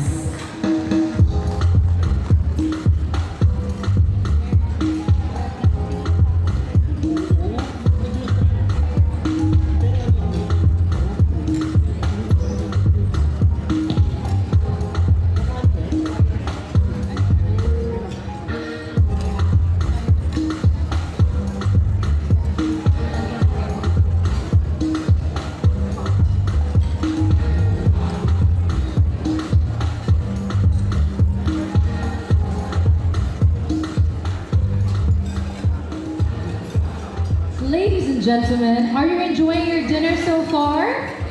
Yes, really sumptuous dinner. Don't forget the dessert, ladies and gentlemen. Save some space for those calories, and you can do your exercise tomorrow. So now we are going to proceed to another special topic in our Global Summit Conference, and this time it is about climate change. I'd like to call in on stage Sir Boge Alvin Loong, LCI.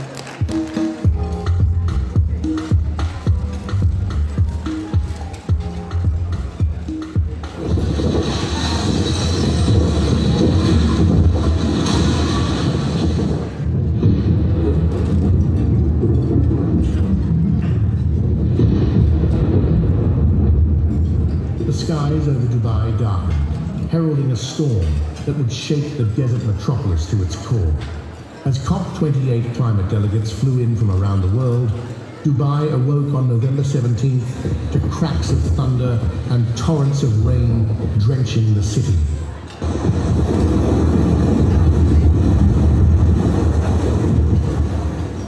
Floodwaters raged through the streets, trapping motorists in their vehicles and sending torrents of water pouring into buildings. The relentless downpour overwhelmed infrastructure never built to handle such extremes. As the rain finally relented, Dubai residents emerged to scenes of utter chaos. Cars abandoned on highways, buildings filled with water, and roads impassable due to accumulation of debris. The fierce storm made one thing clear. The climate crisis has arrived at the doorstep of one of the world's most futuristic cities. COP28 takes place in the shadow of this catastrophe as delegates confront the reality of a hotter planet. No longer a distant threat, climate change has turned Dubai's renowned modernity against itself. The time for action is running short, delegates know. But as they meet to chart humanity's response, Dubai's floods stand as a stark warning. Delay comes at a terrible cost. In this video, we will delve into the impacts and reasons behind Dubai's significant exposure to the effects of climate change. Hello and welcome to Alerts On. The stage is set at COP28, the 28th United Nations Climate Summit, held in Dubai from November 30th to December 12th, 2023. However, before we delve into the global discussions, let's rewind to a moment that left Dubai residents bewildered. On that fateful day, Dubai, known for its arid climate and futuristic skyline, faced an unprecedented event. Heavy rains and thunderstorms descended upon the city, causing widespread flooding, the kind of catastrophe you'd expect to see in a blockbuster movie. But this wasn't the first encounter with nature's fury. Just a few months earlier, on August 6th, Dubai and Sharjah experienced the mesmerizing impact of a powerful storm. Torrential rain, thunderstorms, and relentless winds. Fast forward to November 17th, 2023, and Dubai faced a wrathful storm that seemed almost supernatural. Rain, lightning, nature's fury was unleashed, transforming the city's streets into sprawling canals. It was as if an angry weather god had decided to take revenge on Dubai. As the chaos ensued, authorities issued urgent advisories, cautioning residents to stay indoors and away from beaches prone to flash floods. Dubai police took swift action, regulating traffic and maintaining order amid the turbulent circumstances caused by the thunderstorms. Simultaneously, the UAE National Center of Meteorology issued yellow and orange alerts, heightening awareness about the severe weather conditions. Transportation networks were severely disrupted, impacting road traffic and flight operations across the Emirates.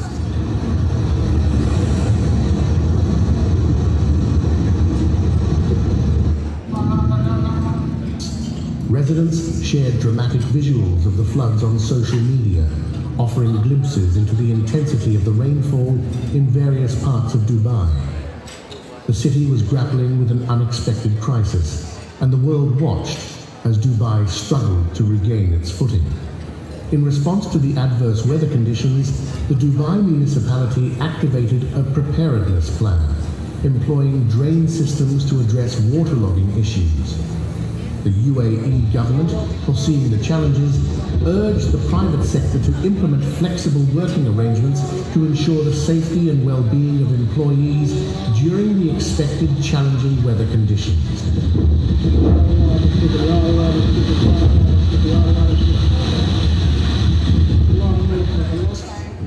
The wet weather led to disruptions in inbound flights, with some being redirected to other airports and 6 outbound flights being cancelled.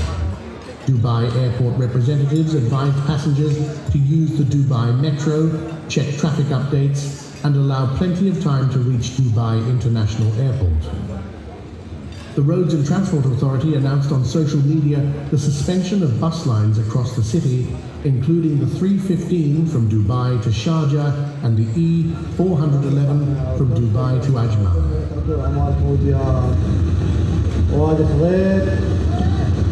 الله يعوضني إن شاء الله. ويا أين شلون؟ أنا هنيك الشيء كان عالي واضطرينا والشيء غرقتنا.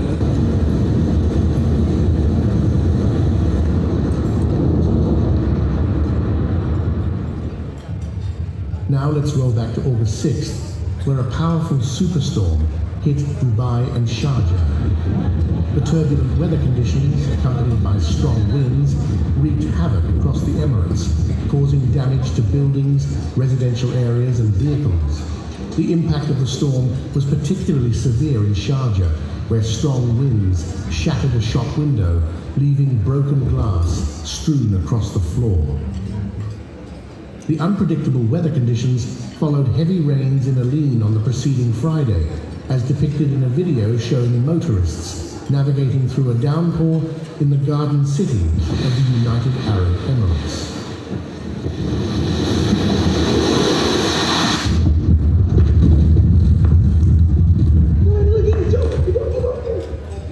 Now let's explore why Dubai is increasingly vulnerable to these extreme weather events.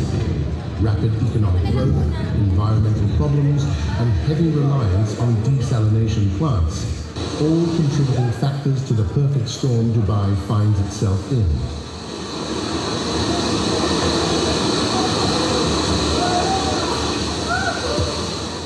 Dubai's foundation lies in a hot desert climate with soaring temperatures, particularly in the summer.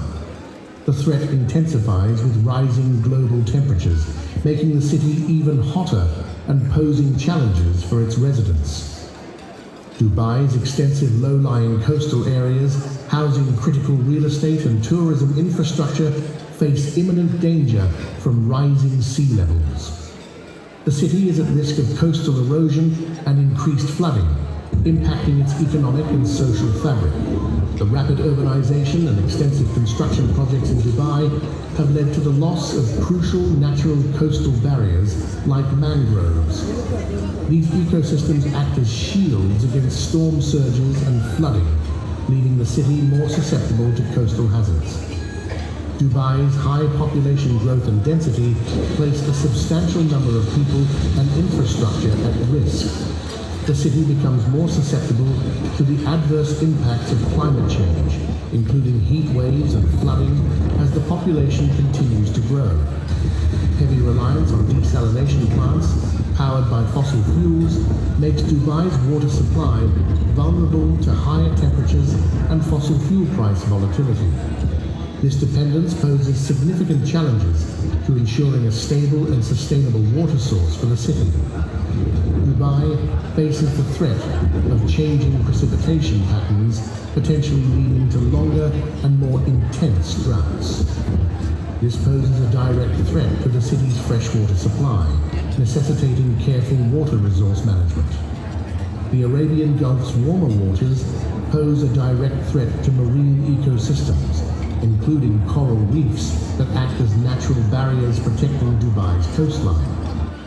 The impact on these ecosystems could leave the city's shores more exposed to the forces of nature.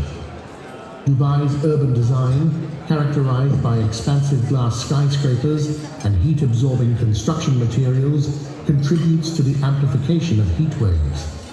This design exacerbates the challenges posed by rising temperatures.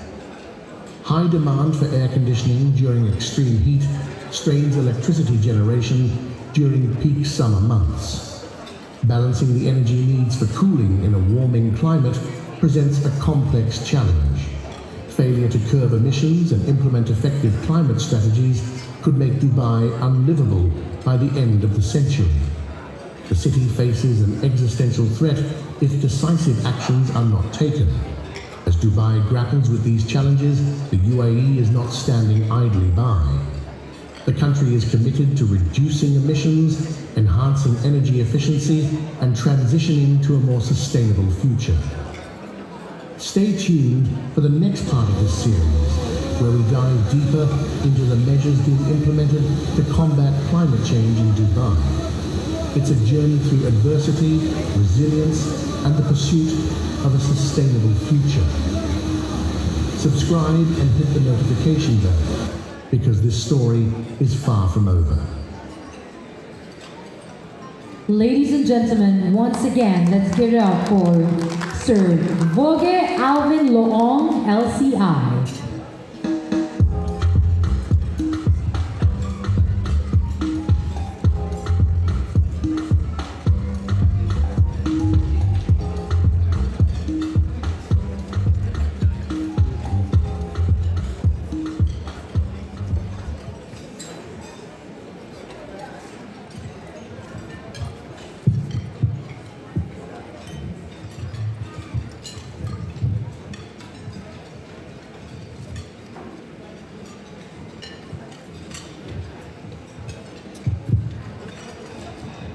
His Excellency General Prabhu BIAZON, the Supreme Commander of IPC, and all the generals of IPC, ladies and gentlemen. Before I begin this very, very important topic about climate change, as you have seen just now the video, let me ask you a question. What is the greatest threat in this world today, apart from war? Climate change, somebody said, yes. But what caused climate change? Is it the nature or is it man-made? How do you think it's man-made? Why? Why is it called man-made? There's only one word that you all do not know, that it is the silent killer that is happening every day in our daily lives. That word is called pollution. Why is it pollution? Only three things. Greed. Why do I call greed? Why? Because we always greed for more land, more development, and we have to chop down the trees. So who's going to produce you the oxygen? And politicians are continuing expanding the land in the name of development. Okay? So, one of the most important things that we have to eradicate is what? Corruption. Because they keep taking money and keep developing without realizing, replenish back the earth, and where are we going to get our oxygen? In 2007, there was a global treaty on climate change. One country was the leading country to sign the global treaty. And there was a solution then. The solution was to reduce the carbon emission. That country signed and took the money but did not do anything about it. So what did they do? They took the money to create more weapons and create more chaos in the world. But instead of doing that, instead of cleaning the air, with the new technology was introduced then, they did not do it. So we are delaying the problem. That's what it is happening now in the world today. Okay? Because of this. There was a technology introduced in 2007 that will be able to produce clean air in your car. The car that you drive, it can save you 80% of your fuel, and it produces a technology that can reduce the air, that means the carbon dioxide coming out from your engine. Imagine all of us driving a car with that technology producing clean air everywhere in the world. The plane, the cars, and we will have less pollution. But that technology did not take place because of greed, because of certain politicians did not want it to happen. Why? Because you use lesser fuel, and who will control the fuel? The oil and gas companies. Just like the way you handle the medicine, about the vaccines, the pharmaceutical companies are controlling everything. Why? How did they do it? If you have a cancer solution, a cancer pill, you can resolve the cancer or eradicate cancer or heal cancer. That scientist is not alive today. All of us know that. So this is a problem of greed, of human problems. Okay? So today, I want to applaud General BIAZON for organizing this event to produce an awareness of not only just the health issues and some of the projects they are undertaking, but I want to emphasize the climate change issues that we are facing today. So if we can help, every one of us can drive the message home to your politicians that there's a solution in this world, but they're not taking it up. Okay? So let's hope that we can drive this message back to your politicians. Okay? So that's all I want to say. I want to commend all of you here to see the projects that IPC is taking, and I hope to carry out those projects. But one of these problems of climate change is very important. We need to address that. And just when you saw that it was happening in Dubai, they are going to have the COP21 this coming November 30th, I think. I just mentioned that. So they're going to have a 3D conference there. So let's hope that they come up with some strategy. Okay, anyway, thank you very much. I just want to say, enjoy your dinner. Let us all embrace this moment to thank our IPC organization to make this program available for you. Thank you.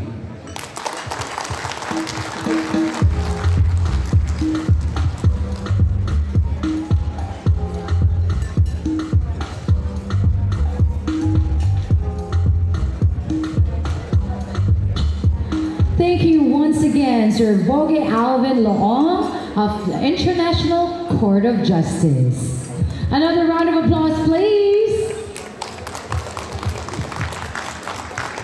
All right, now please direct your attention to our LED screen for another AVP, this time for IPC Charity video number 2.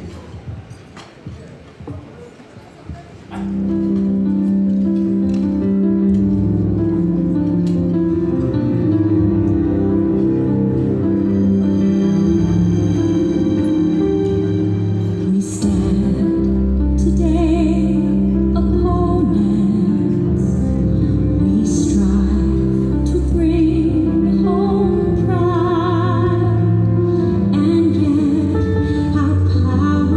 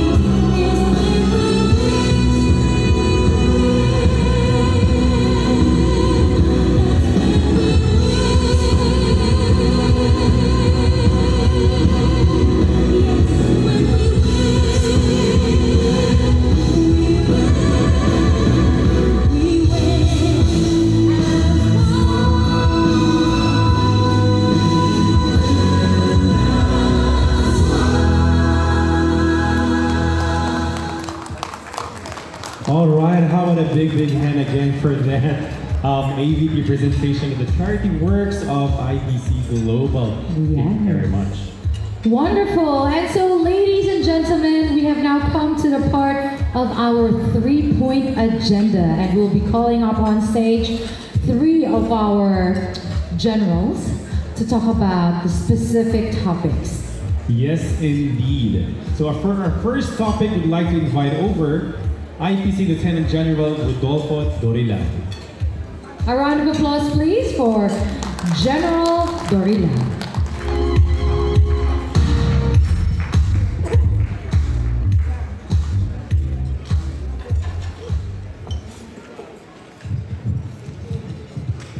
Thank you very much, both of you, Miss and Mr. MC. To our excellent Supreme Commanding General Robert Solano BIAZON, sir. Deputy Supreme Commanding General Ruel Mislan, sir. And all Executive Councils Generals of IPC GC IGO. A brilliant judge of International Criminal Court, International Court of Justice, Sovereign Supreme Court Judge, and Company Sovereign Judge Sir Alvin Loong, the World Peace Ambassador and Vice Diplomatic Ambassador, Territory Commander, South Korea and Company, Ambassador Major General Joseph Kang, International Territory Commander, guests, friends, ladies and gentlemen, good evening. Today, we are here to observe, to attend and witness a very important, significant event done this evening. The International Police Commission, Global Command, Inter-governmental Organization, Global Summit, and Global Proclamation 2022. Along this line, before we proceed, allow me to give some pointers about IPC activities last October 24-25, 1966. In this year, late President Ferdinand Marcos Sr. hosted a global summit conference held in Manila, Philippines. This summit was participated by the great world leader with the good name of G7. And namely, Philippines, United States of America, New Zealand, Australia, Thailand, Vietnam, and Republic of Korea. This global summit conference, hosted by the late President Ferdinand Marcos Sr., with a purpose, introduce about a modern technique and technology in line of peace fund and agriculture. Why? Because it is very important to a basic move in the majority of the people. After the event, late President Ferdinand Marcos Sr. inserted other topic, offer a good proposal so that he can get the majority sign of G7 in line a resolution to give an authority, role, and function of IPC GC IGO as a guardian of divine global order. Because IPC GC IGO was created by treaty as an international law. Henceforth, a very important task of IPC GC IGO is to help people through humanitarian projects and programs, to alleviate the life of indigent people, most especially in remote areas, and also to help the government to control crimes through programs and projects. IPC GC IGO looking forward that poverty is a cause or root of crime. In view to this, IPC GC IGO doing activities to have a long-term in line of accomplishment, like distribution of food packs, medical check-up, distribution of vitamins and medicine, conduct and training seminars to indigenous people to help them engage in gainful works so that they can survive in poverty life. IPC GC IGO have proposed of projects IPC City first global industrial stage green city.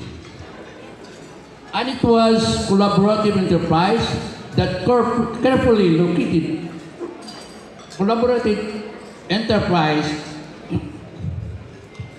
that carefully being planned to achieve a particular aim. The proposed project located at Masinloc, Zambales, with an estimated land area of 1,008 hectares, more or less. To build 18 component projects, this can be a state-of-the-art and world-class project globally. One of the component projects is to build a tertiary hospital. This hospital is equipped by high-end medical equipment and fully run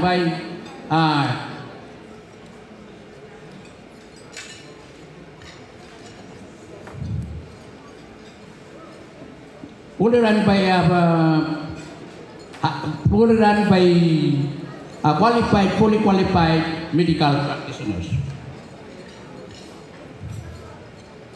To build a school for education, housing and subdivision for shelter, solar power for electricity and other component projects shall be presented during the video presentation. On this master plan by PCGC IGO, the brain is our Supreme Commanding General, Robert Solano BIAZON, with fully support of Executive Council. The IPC City First Global Industrial State Green City implemented in Philippines, moving forward globally. IPC GC IGO is one of the role model of the international organization.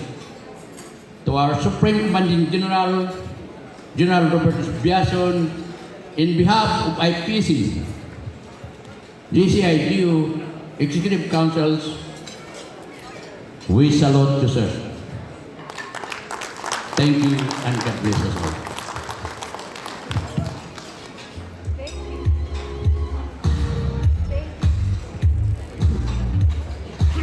Thank you so much. Another round of applause, please. All right, that was PIC Lieutenant General Rodolfo Dorilag. Thank you very much, sir. All right, for our second topic for this evening, I'd like to call in IPC Lieutenant General Maria Paz Padilla. Ladies and gentlemen, a big hand for our next speaker.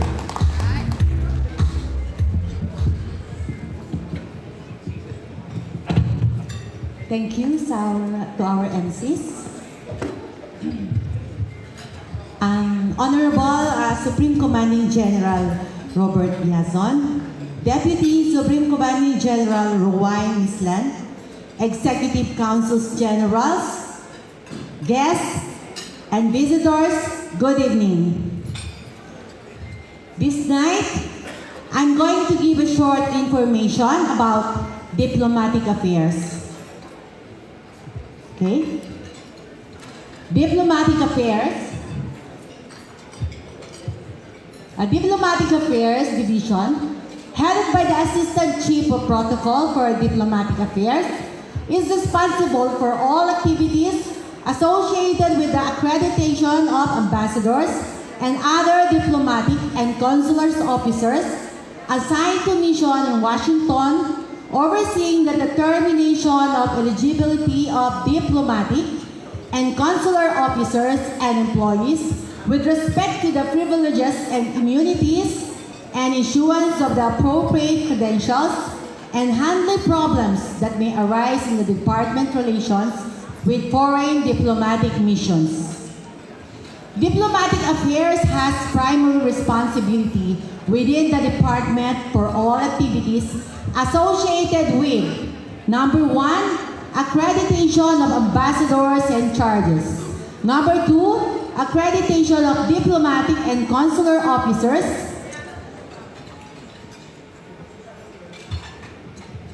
Assigned to the foreign missions, the delegations to the Council of the Organization of American States and other international organizations in the United States, including territories and possessions. And number 3, registration of other employees of foreign governments and employees of public international organizations in the United States, its territories and possessions. The divisions maintain the official records regarding the status of all diplomatic and consular officers of foreign governments accredited to or accepted by the United States, members of their staff, and all other employees of public international organizations in the United States.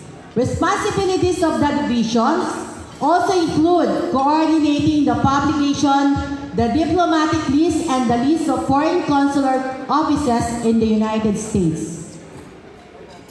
In addition, Diplomatic Affairs determine the eligibility of diplomatic, consular, and other foreign government officers and employees with respect to privileges and immunities.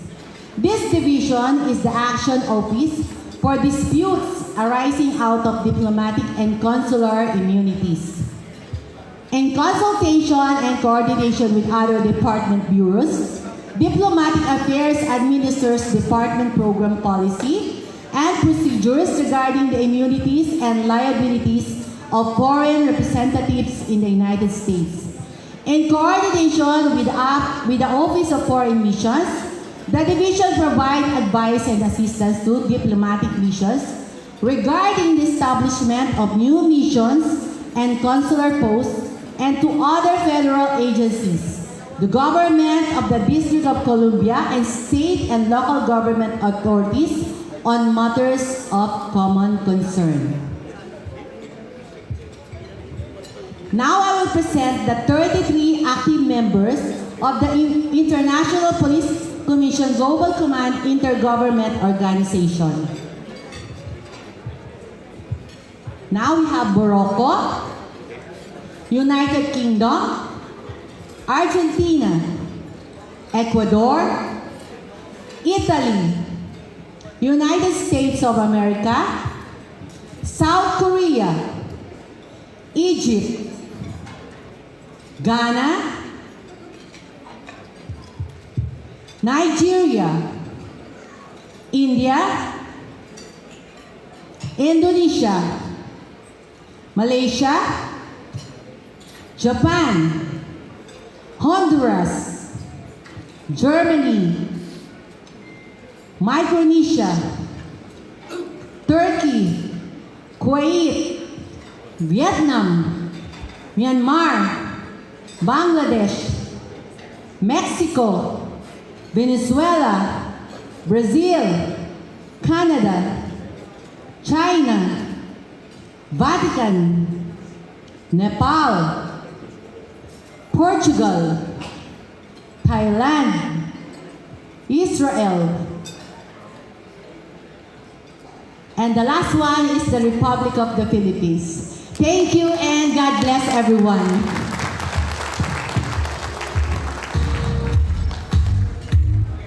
Thank you so much, Lieutenant General Padilla. Okay, now for our third and last topic, we'd like to invite over IPC Lieutenant General Perfecto Hesmundo Jr. A big hand to General Hesmundo.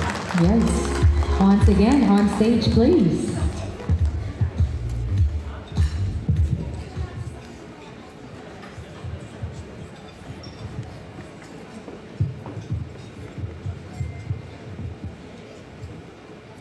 our Supreme Commanding General Robert Slano BIAZON, Deputy Supreme Commanding General Roel Ichon Mislan, to the rest of the Council, our distinguished guests, Sir Judge Alvin Luong of ICJ, the World Peace Ambassador General Yusef Khan, our beloved visitors and friends, good evening.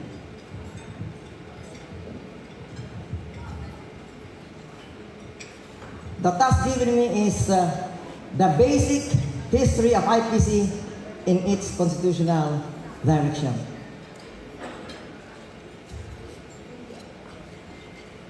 The world is full of beautiful places. Let your heart be one of them. This is in accordance with D.B.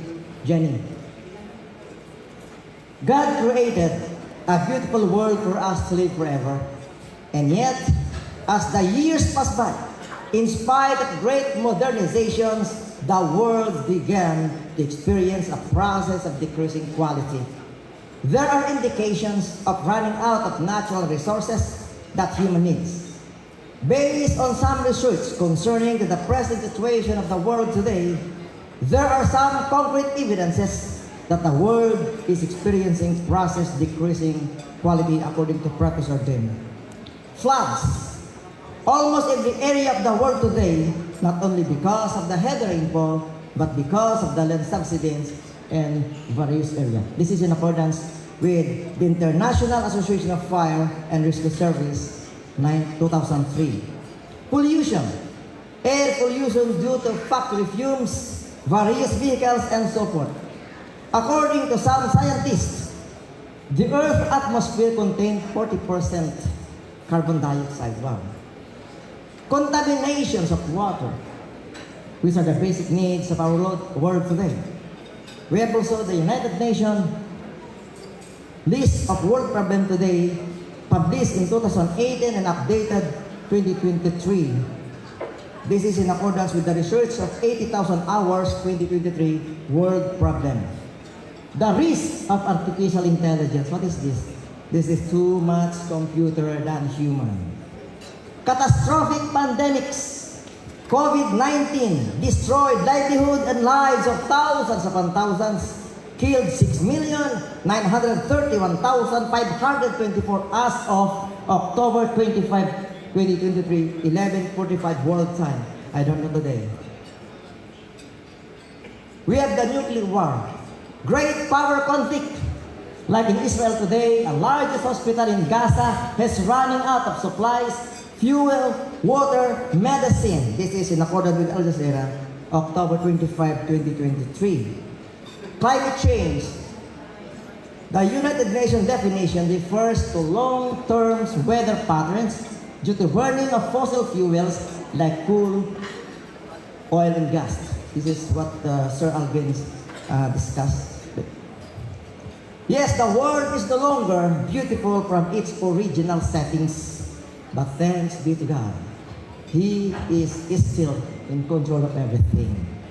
He gathered us to work together, to cooperate and collaborate in spite of our differences in supporting our world welfare through this international organization, through creating a great culture that builds a bright future, poverty reduction and God-fearing spirit to eliminate criminalities, high income to sustain every families, and so forth.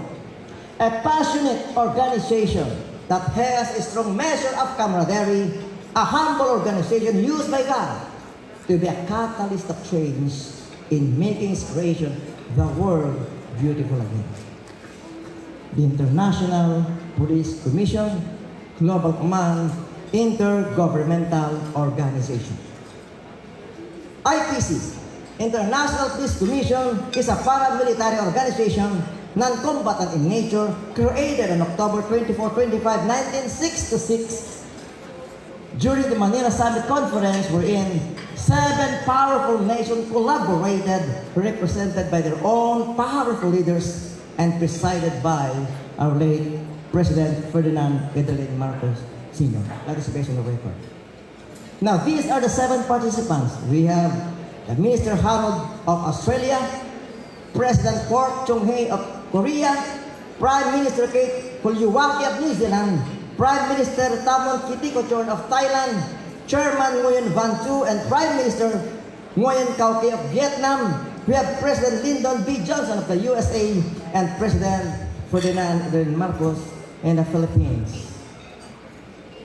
This international organization, the IPC GC IGO, has a great, loving, influential, and powerful partners around the globe. We have the International Court of Justice, the ICC, our partners who are here with us tonight, and from the different part of the world. The International Peace Commission is an intergovernmental organization. What is this? It is an entity created by a treaty involving two or more nations. According to a Harvard Law School, that in the absence of treaty, the intergovernmental organization does not exist in the legal sense. These are the strengths of the IPC.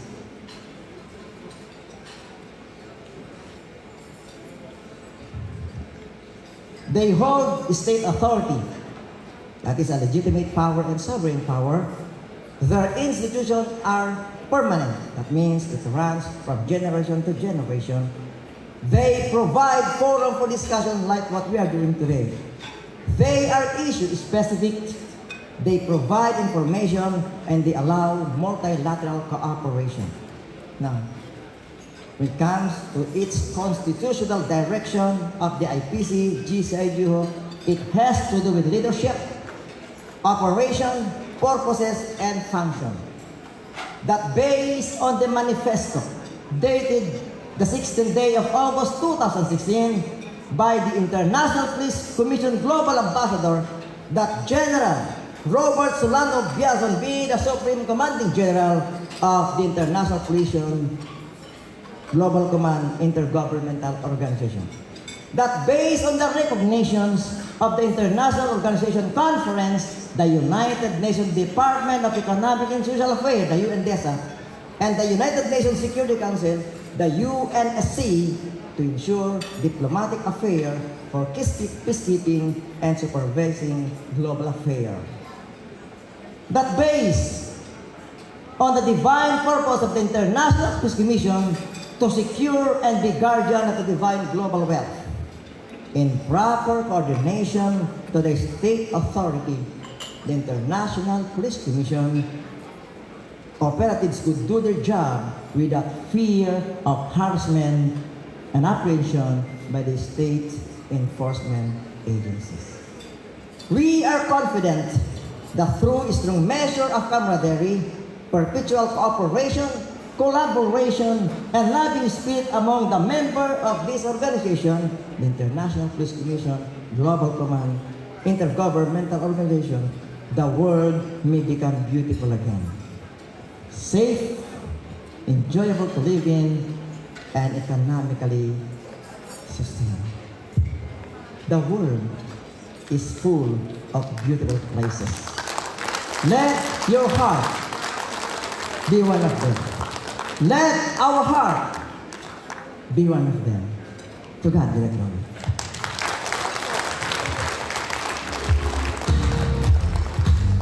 All right, thank you very much, Lieutenant General Perfecto Gesmuto Jr. for your discussion on the topic, on our third topic. But actually, we will be adding another topic to our three-point agenda. But this one will be in the form of an AVP presented to us by architect Rodelio Taptak. So please direct your attention to our LED screen.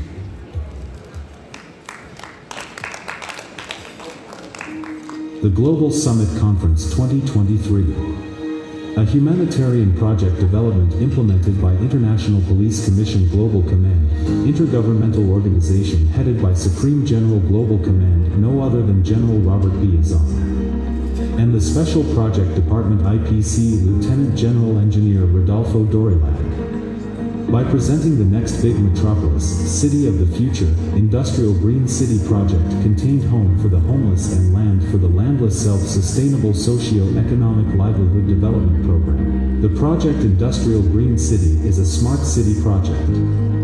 It is economically competitive, environmentally friendly, with social impact, adaptation of culture into modern technology, an intelligent smart industrial green city with design concept energy, the use of solar farm, transparent solar window panel, Pythagoras solar window, portable high-powered source of electricity, and building automation. Site special features: parking basement, water reservoir, automated vacuum waste system, underground passengers terminal, and underground utility tunnel system. The Industrial IPC Green City is a mixed-use humanitarian development project, a pilot project located in Masinloc, Zambales. This project aims to transform a 1,800 hectares of land that could accommodate a million people into pollution-free city. The design of this project will prioritize environmental and climate resilience, conceptualized by architects and engineers that would create more jobs and boost local opportunities for Filipinos. Presenting and welcome to the fascinating world of a 10th-story vertical growing house indoor building comprises inside the building is the system of hydroponics is a technique PF growing plants using a water-based nutrient solution rather than soil and include an aggregate substrate or growing medium. This system foster rapid growth, stronger yields, and superior quality. Aeroponics is the process of cultivating plants in an air or mist environment, eliminating the need for soil or an aggregate medium. It is also a system of growing plants that incorporate hardware features that accommodate the crop's extending root system. Aquaponics is the system that combines the technique of aquaculture, raising of aquatic animals, and hydroponics, a cultivation of plants on water. Fish and aquaculture. Hog raising the chicken. Pig goat. In vision to the government priority goal in Project the Food Security, producing more of these crops in a sustainable way is the project of the 5th-story indoor rice and corn plantation. Global warming is receiving more and more attention because of the series of threats it poses, like a sea level rise, land area decline, extreme climate and food supply shortages, which challenge the sustainable development of eco-environments and social economy. Introducing the indoor rice and corn plantation, in provision of food security and improving food nutrition and enhancing industrial process and accelerate development. The building will be constructed to withstand the natural disaster with a minimum elevation of 200 feet above sea level. What about flooding the large green spaces? Built a man-made lagoon for rain catchment and will allow space in flooding that will not harm structure. The IPC Industrial Green City will take 15 years to 25 years to complete. Sustainable metropolis envisioned to be one that manage waste to produce energy and the growth driven. And other modernized digital building facilities. An established trend within the global tourism and convention industry, a self-sustained convention green smart building designed using the green building principle and practices. Sustainability and eco-friendliness, the green shopping mall. The rise of self-sustained green airport infrastructure that respond to environmental challenges and new market segments. Building a sustainable, smart seaport for future generation.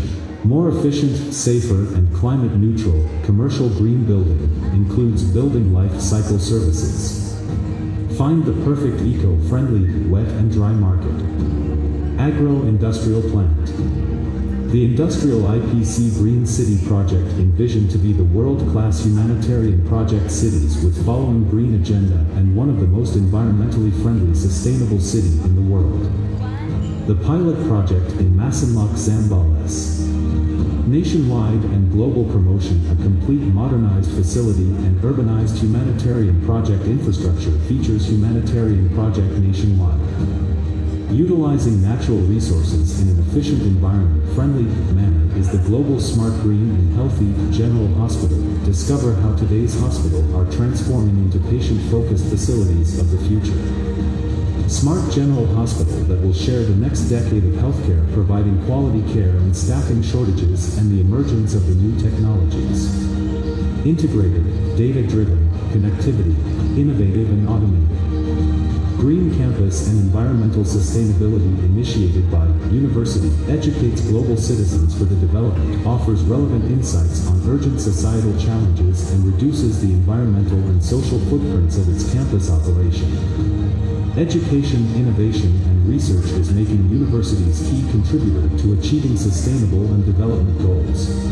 Diversified channel in food industry and food security, supply chain resiliency in partnership. The Green Sustainable Building, the one-stop and shop food supply chain depot, a 10th-story building with 3 basement floor of 50,000 square meter per floor, consists of food storage, cold storage, wet and dry market, rentable commercial spaces, malls, restaurants, banks, amusement facilities, medical and dental clinic facilities.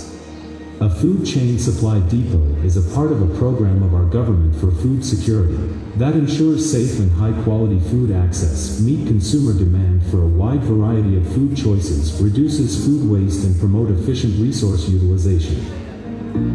The pig farm. The chicken poultry farm. Potential environmental impacts is the sugar processing plant and plantation. Experience the breathtaking sights and offering panoramic views is the Cable Car Corporation. A beautiful metro walk with amusement and green park.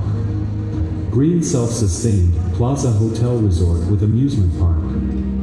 Entertainment refers to educating while entertaining is the Philippine International Disneyland. Explore how the realities and principle of environmental sustainability in museum. An innovative Olympic building technology comprises with essential sustainability is the Philippine International Olympic. Adept the Sea Navigation is the 4th level nautical mile, a 4th level bridges connecting Luzon, Visayas to Mindanao. A bridges that has proven to be resilient against all types of load and impact, leading to reliable structural performance. First level is motorcycle and bicycle. Second level is buses and truck.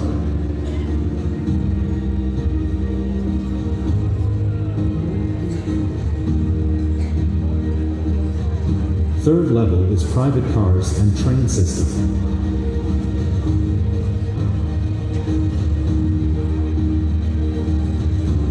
Fourth level is international road. The Philippine Expressway Project.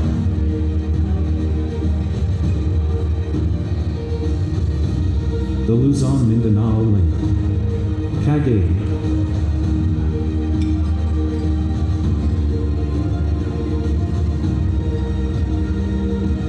Quezon. Bicol. Sorsogon City. Samar, Leyte, Dinagat Island, and Sangao City.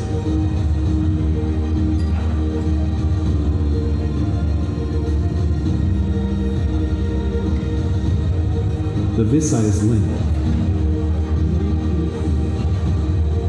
Dinagat Island. Southern Leyte.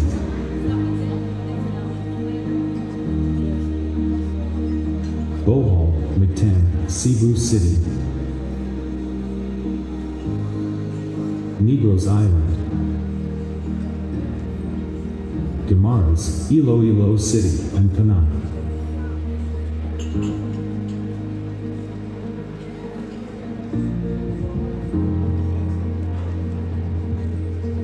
Metro Manila Southern Link.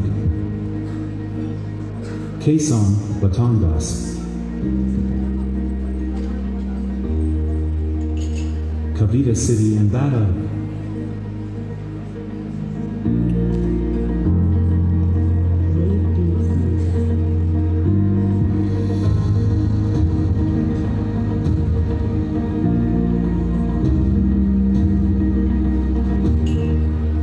Project of International Police Commission, as one of the world's best innovation that offer a unique blend of technology, leisure, and lifestyle, and the first smart resilience and environmentally friendly metropolis.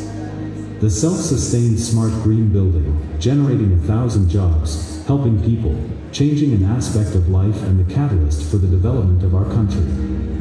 designed and conceptualized by humanitarian architect of Archgodel Builders plus RGT Architectural Services. Architect Rodello Tak member of United Architect of the Philippines in cooperation of the design team and IPC staff. To God be the glory.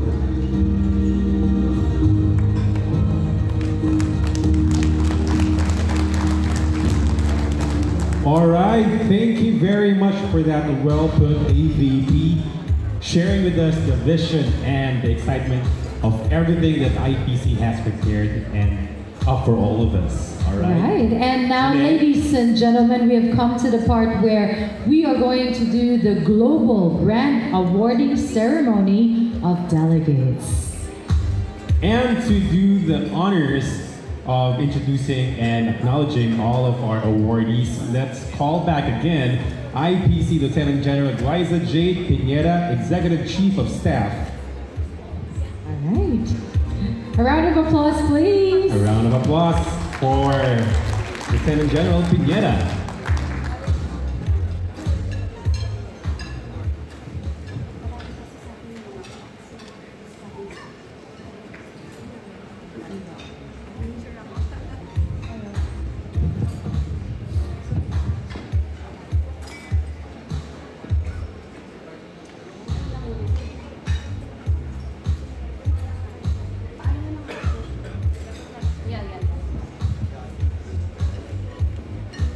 Good evening, everyone. Are you enjoying the night?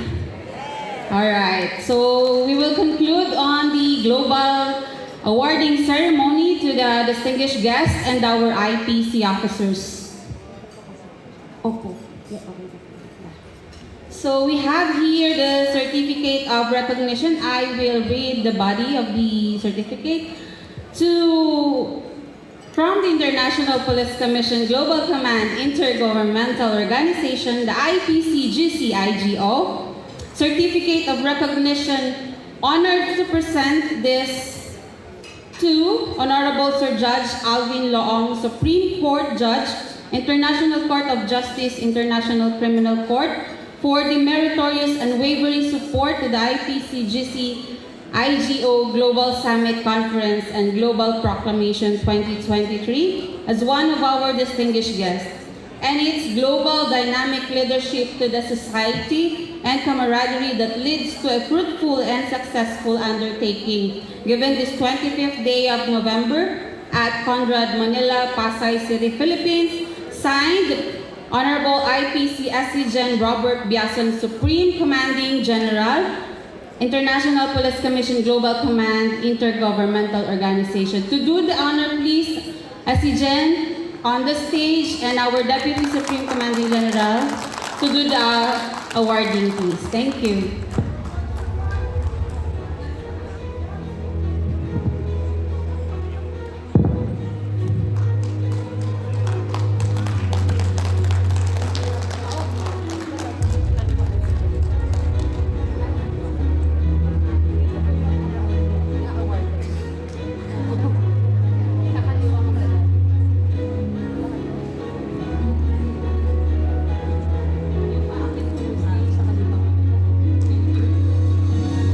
Congratulations, Sir.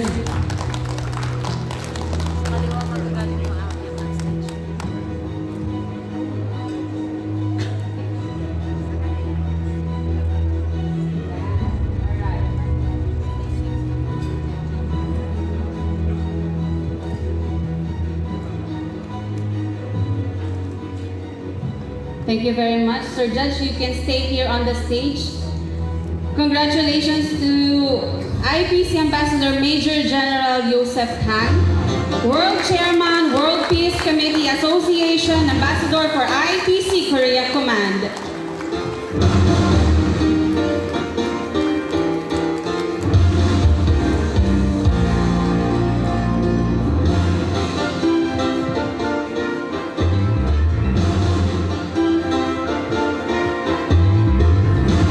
Congratulations, Ambassador Kang.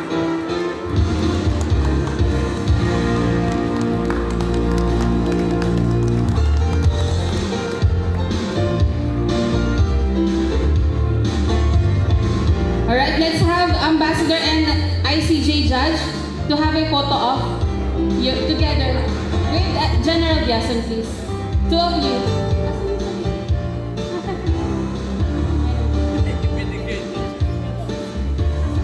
Gitna po ba sila? Sa gitna po. Oh, pumunta. Alright.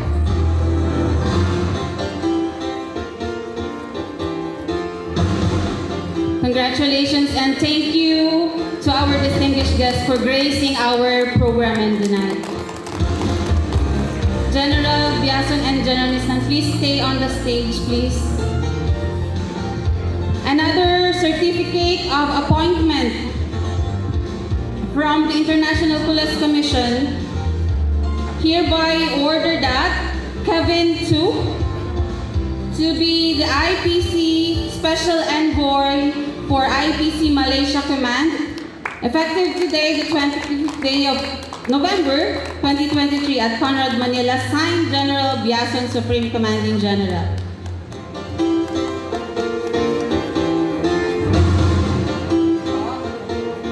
Okay na po.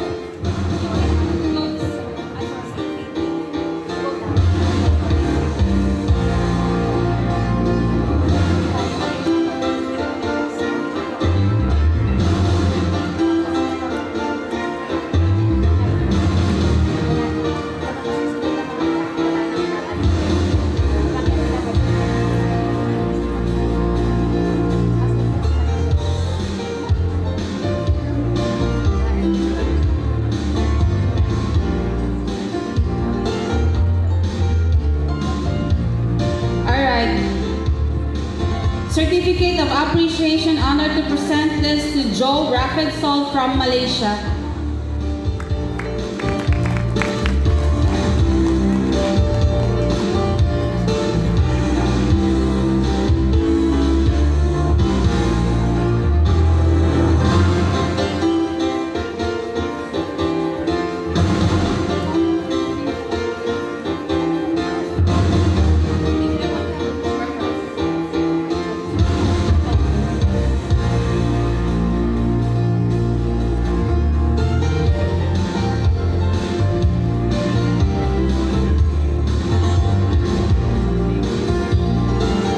Thank you and congratulations, Madam Joanne Wong from Malaysia.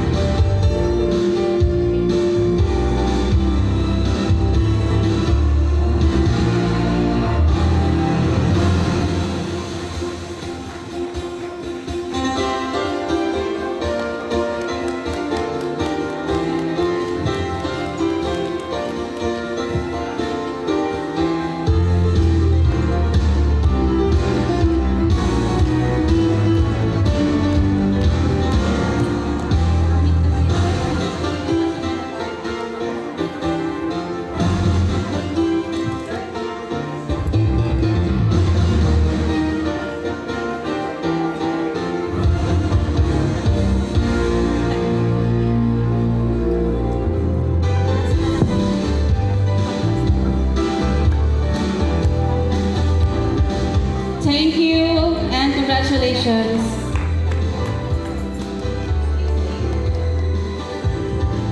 To our IPC Council of the Generals, to honor your presence, IPC Lieutenant General Rodolfo Dorilag, on the stage please.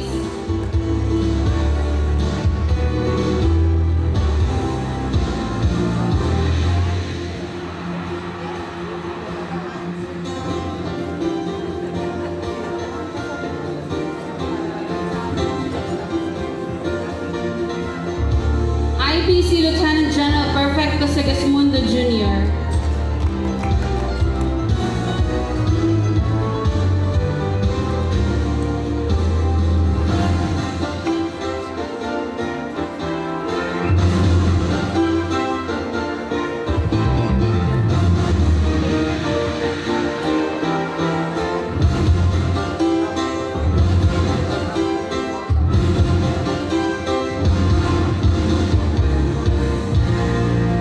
Congratulations, IPC Lieutenant General Maria Paz Padilla.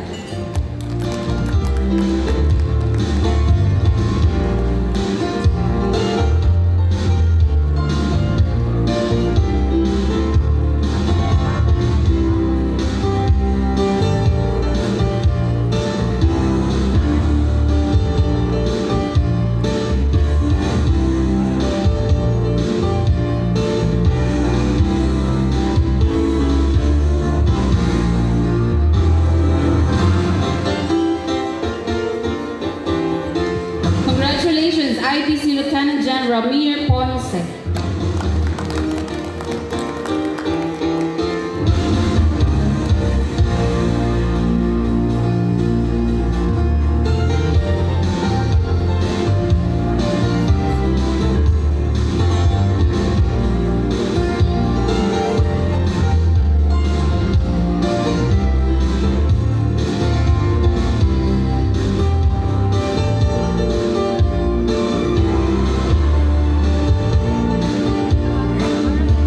IPC Lieutenant General Albert Mehala.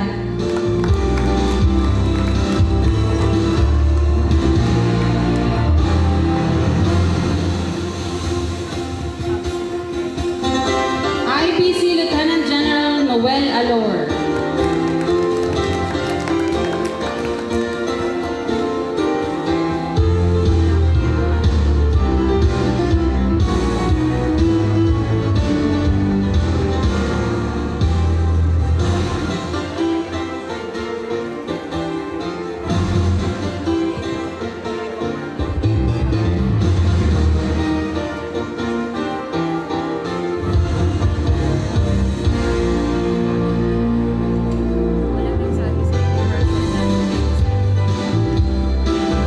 Congratulations, IPC Lieutenant Gen Dante Aragones.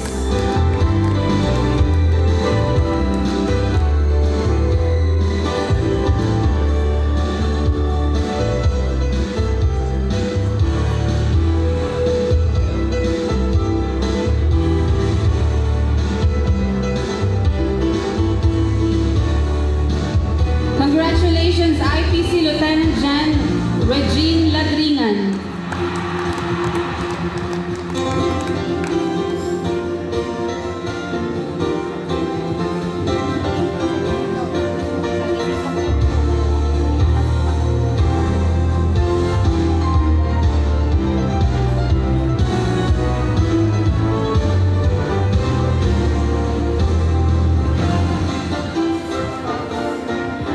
Congratulations, IPC Lieutenant Gen Milarosa Ferrarisa.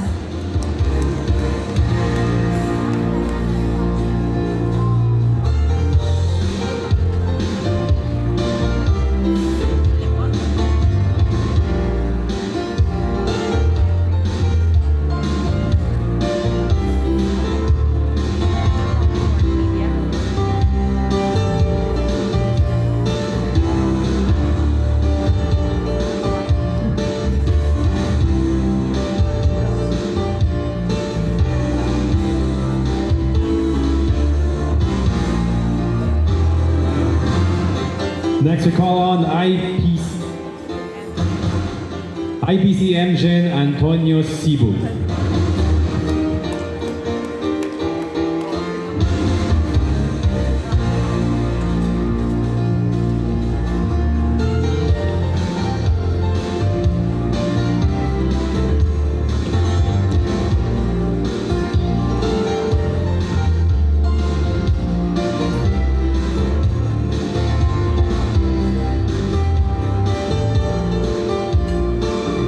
IPC MGen Roland Pangilinan.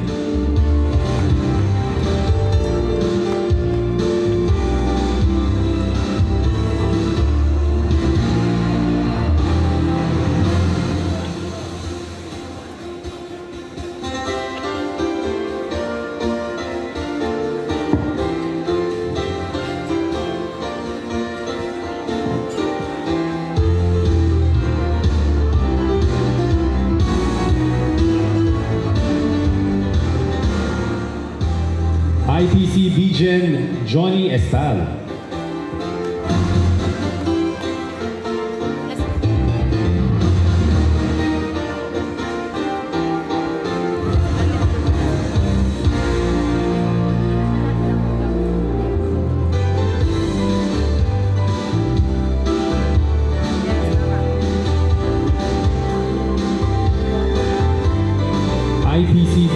Crescencio Ortega.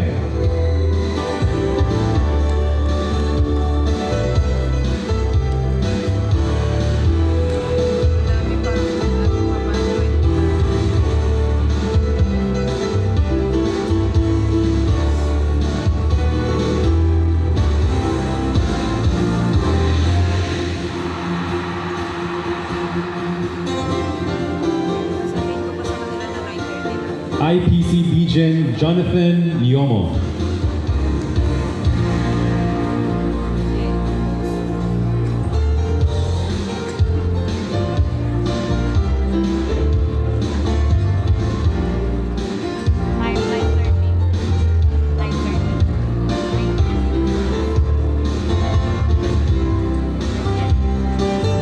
IPC Major Miguel Datugan.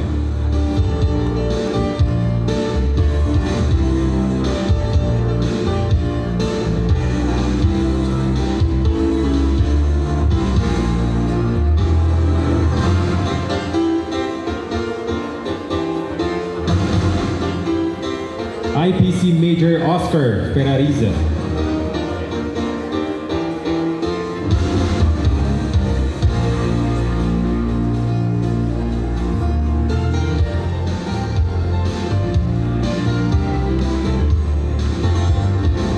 IPC Major David Adwaya Jr.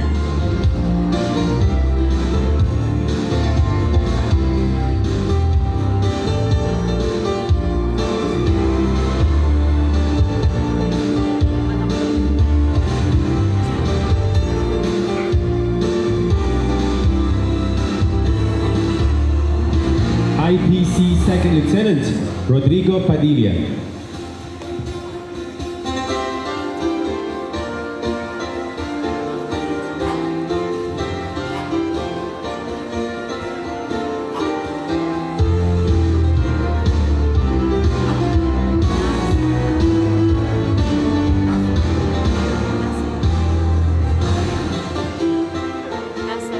Dr. Ronel Ibanez.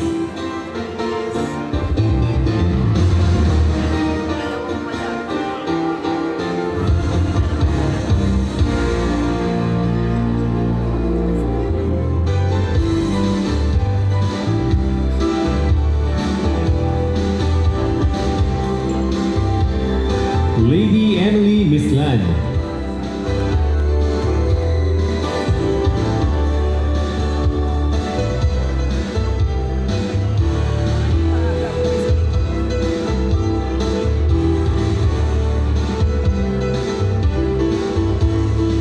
Susanna Ko Ong.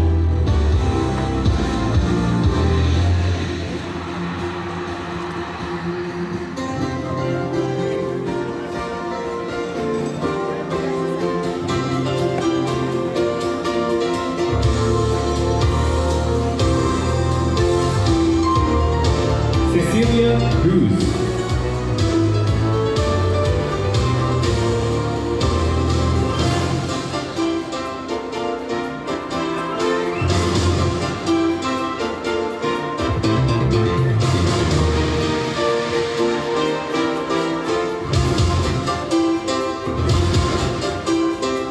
And Rolly Casino.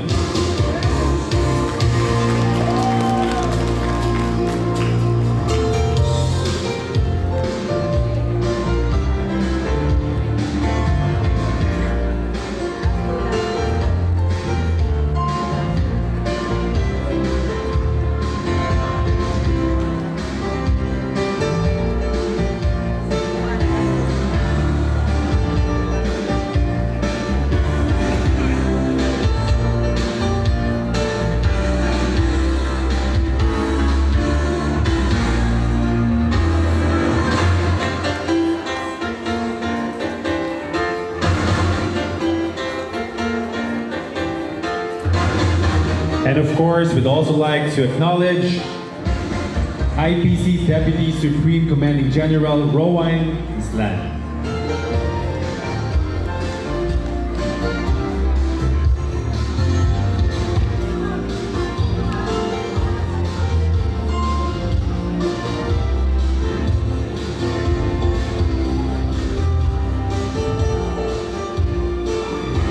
And IPC Lieutenant General Glyza J. Pineda, IPC Executive Chief of Staff.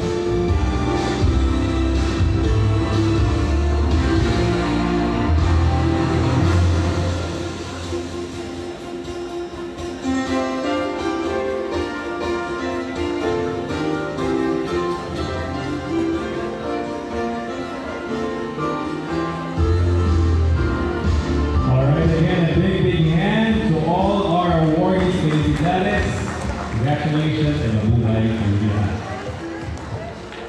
Let's invite everyone to be in the frame for our group photo. Everybody, sir, can you please stay?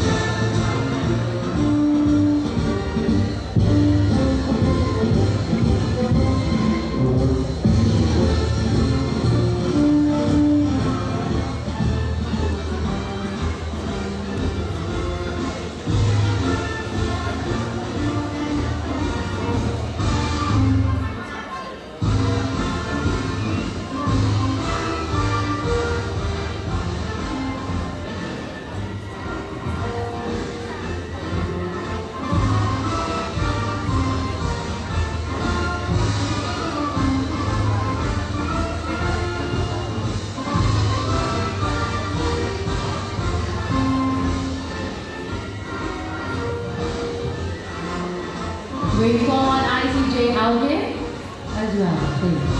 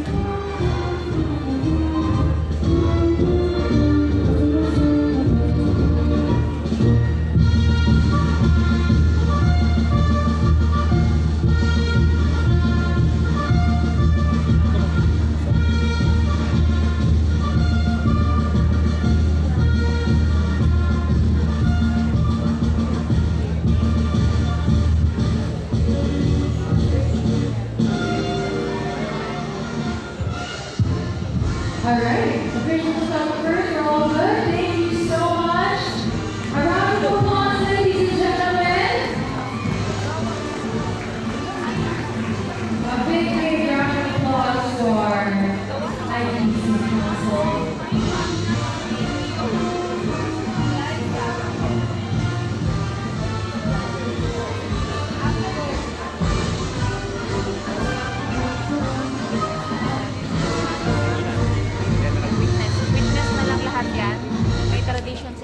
Silang yung magkakaroon. Sino magkakaroon? Okay, ladies and gentlemen, we have now come to the most exciting part of our program. Yes? Done? We're missing a mic. Can we have the extra mic, please? Thank you.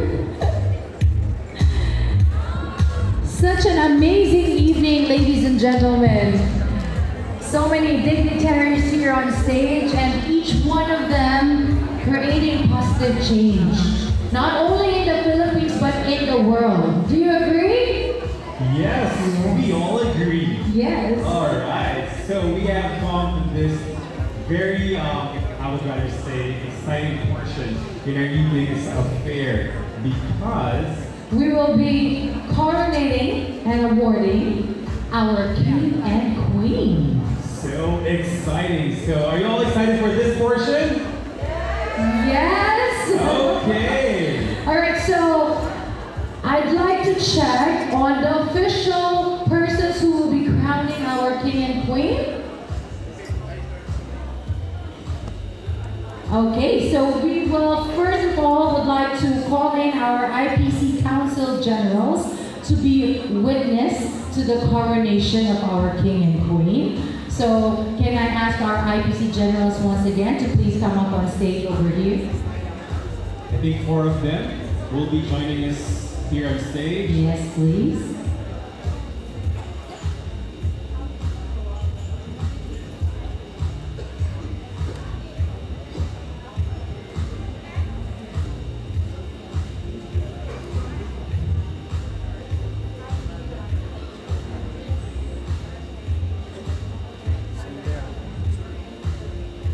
Alright, let's divide you equally on each side. Not really equally, but substantially equally. And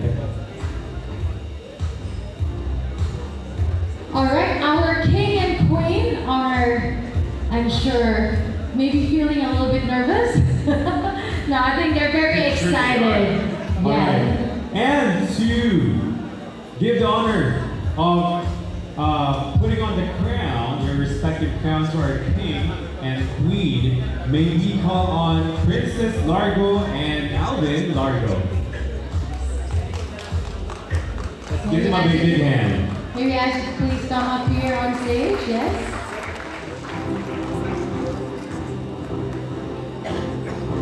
Okay, I think we're all set. Our witnesses are here. Our crowns are here as well. Okay, and we are ready. Yes, we are definitely ready. Are your cameras ready? Yes.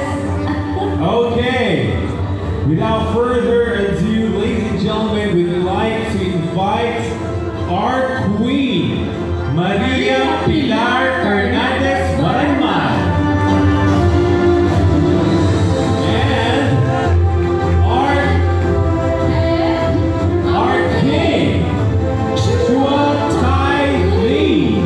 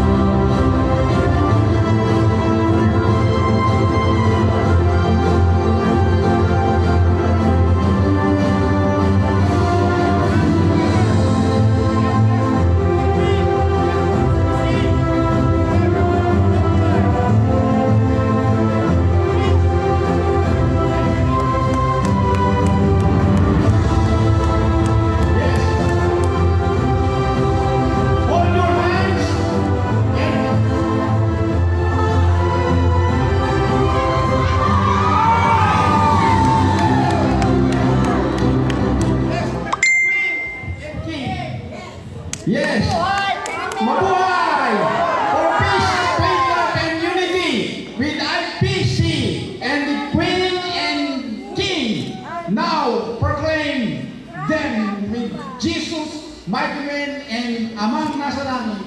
In Jesus' name we pray. Amen. All right, another round of applause, ladies and gentlemen.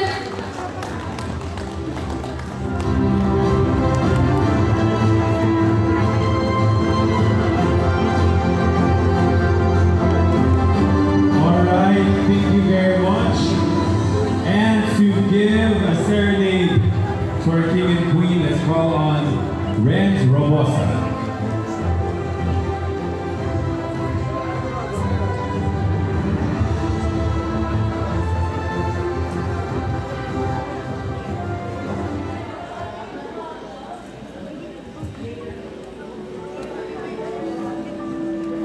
Okay.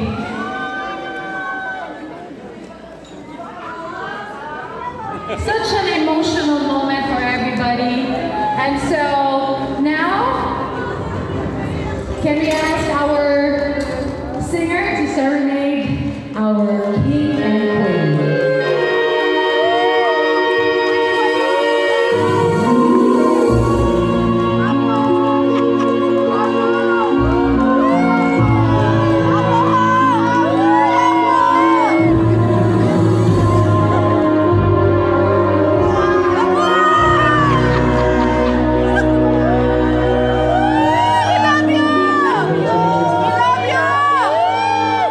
To dream We love you! the impossible dream, to fly the beautiful flow, to bear with unbearable sorrow, to where the brave dare not go, to right the unrightful wrong, and to love pure and chaste from afar,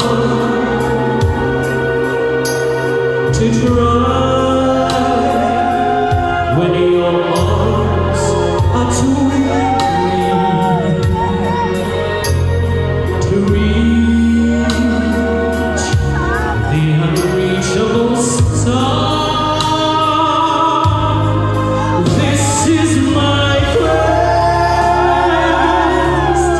to follow the star, no matter how hopeless, no matter how far.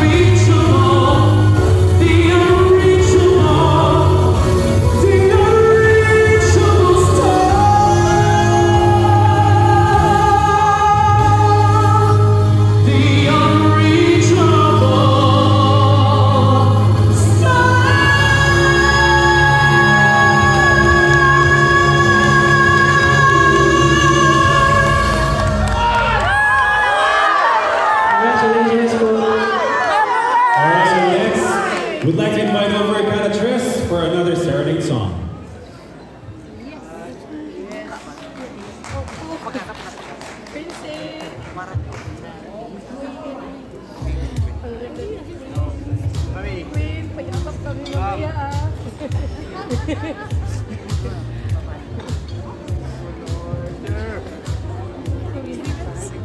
Tay! Tay, tingin! Abo! Payakap kami!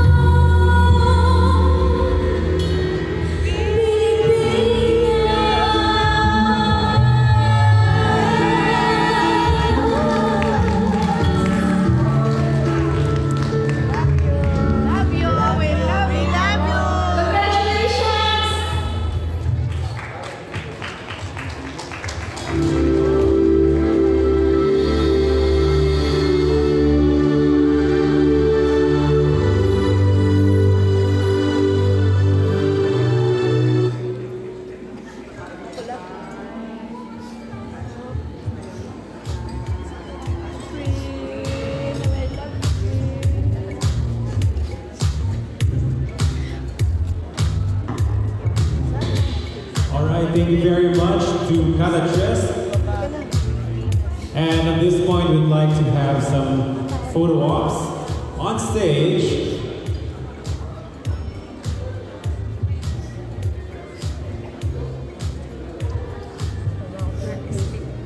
I think our gentlemen and ladies from IPC will be joining our king and queen for their photo op.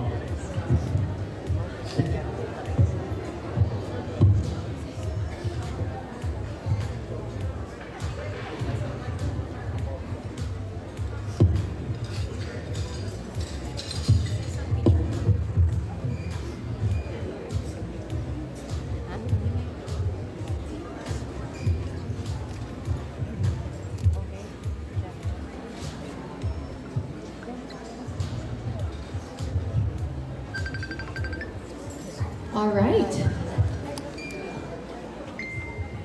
Ms. Glyza, are we having everyone on stage? Yes, okay. Can we ask everyone to please come up on stage?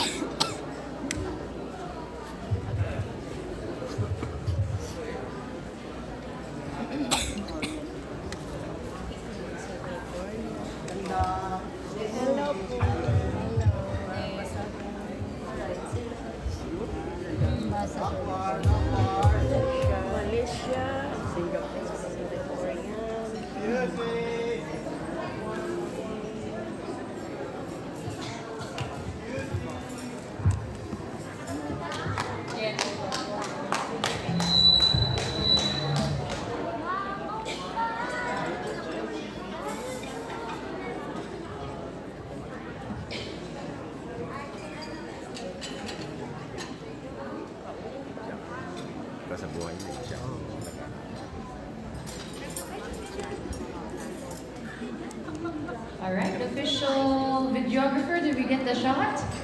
Not yet, okay. All right.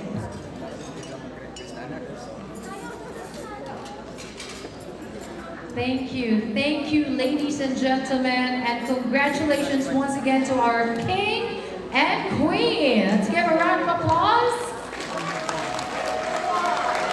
Mabuhay!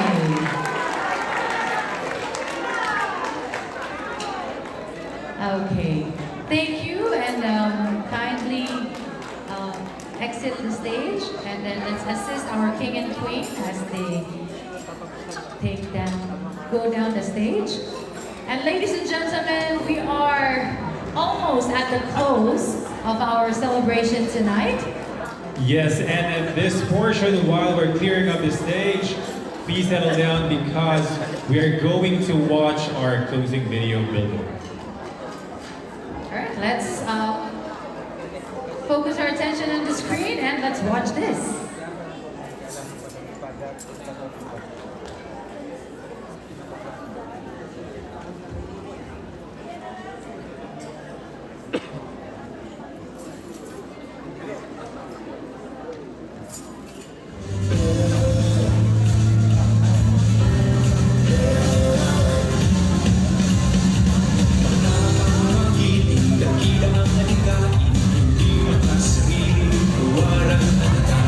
Mandiri ba may puso at tapat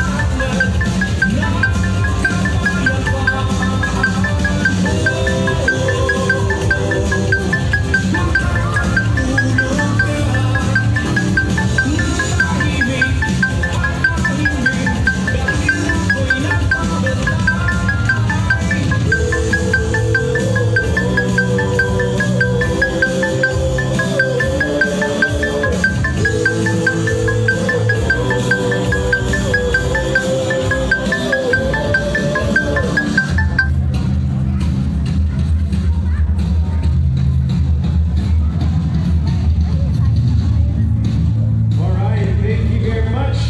Yes, ladies and gentlemen, it is now the most exciting, Awaited. I would say the most awaited speech Yes. for this evening.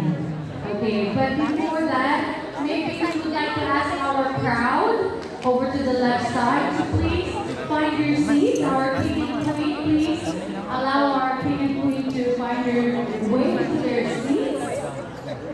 Our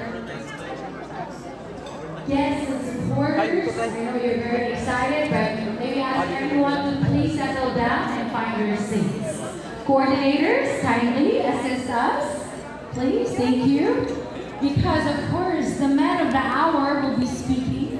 Yes. So at this portion to give our closing remarks, may we invite here on stage Honorable IPC Supreme Commanding General Robert S. BIAZON. A round of applause. A standing ovation, please.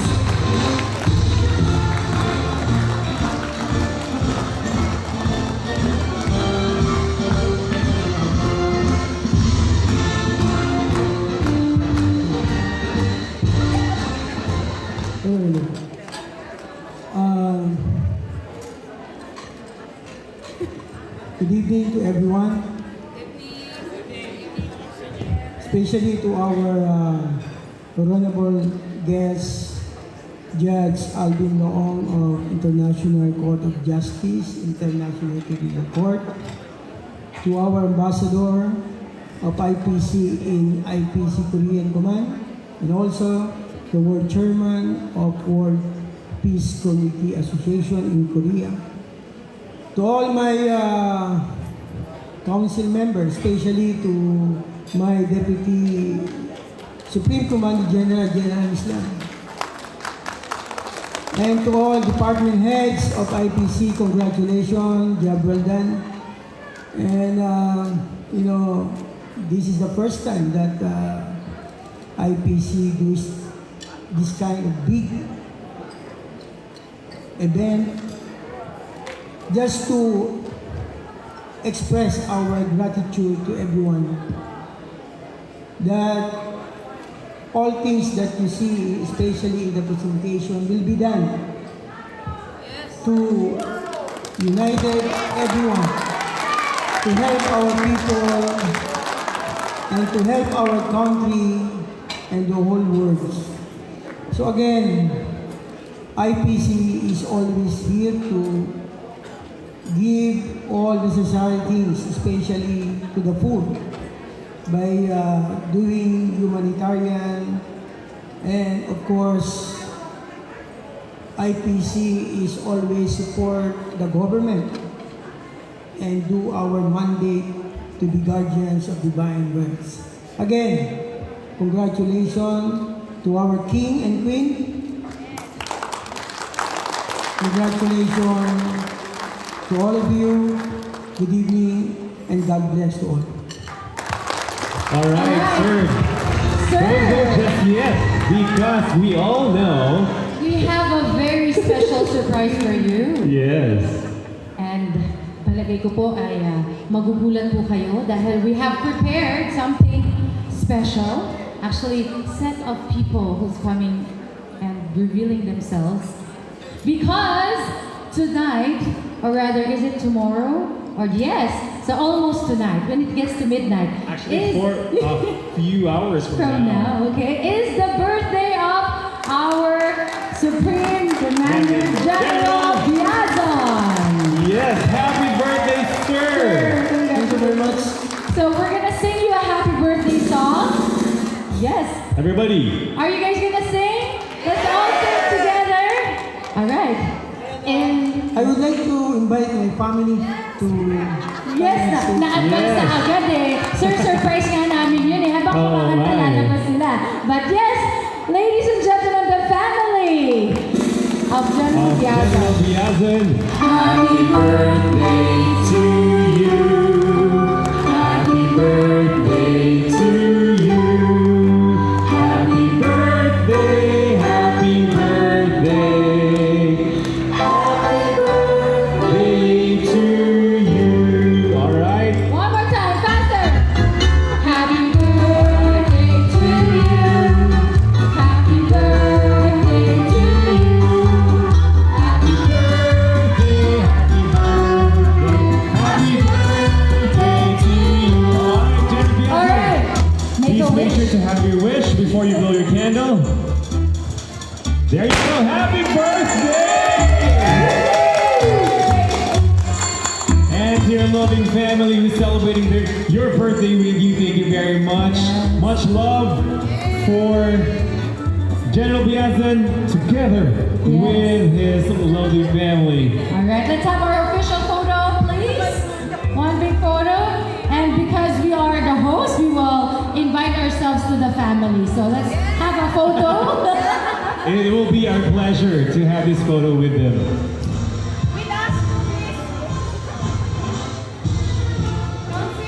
Can we ask our Council of Generals to join, of course, to celebrate his birthday?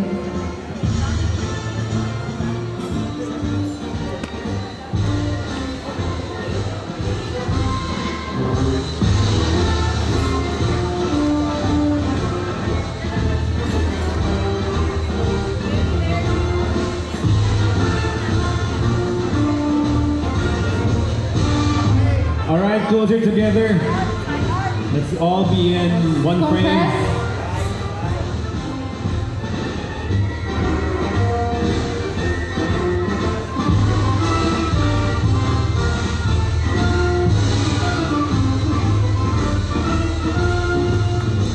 Okay, thank you so much. Yay! Happy birthday again! And thank you to all of our Supreme Commanding General Robert BIAZON. They have such a big family now. Yes, including us, both of us. Yes. The family is ever growing. Okay.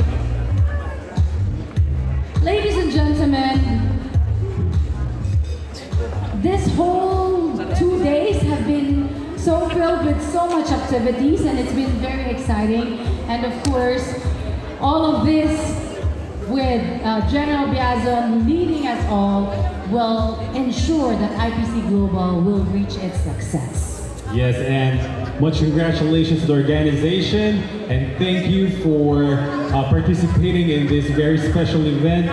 We've witnessed a lot of commitments and promises that IPC has given to all of us, and we are definitely looking forward for the years ahead that IPC will be thriving and will be making an impact to the Filipino community and, of course, our nation, the Philippines. Thank you very much, IPC. All right. And so, just in hot off the press, we have prince and princesses that we will be crowning also tonight. So may we call on, Prince Alvin Largo for the crowning of the prince and princesses, with Dr. Lady Pilot Princess Isa Marcos, Devalan Dimaporo, another princess, along with our Prince Rolly Reyes Casino, and Princess Eileen Juanita and Dr. Alfredo Salvador. Okay, I just called all of their names all together. So please do the honors, whoever is going to crown. Okay, and there's 2 more names here. Mariel Princess and Isabel Campos. Okay, is it campus or campus? I'm not sure. All right. Campus. Campus. We stand corrected. Okay, campus. Campos. Isabel All right. Campos. So our prince and princesses, please come on down, come forward, come on stage. All right, all the names we've called out, please join us here on stage and receive your coronation for our prince and princess.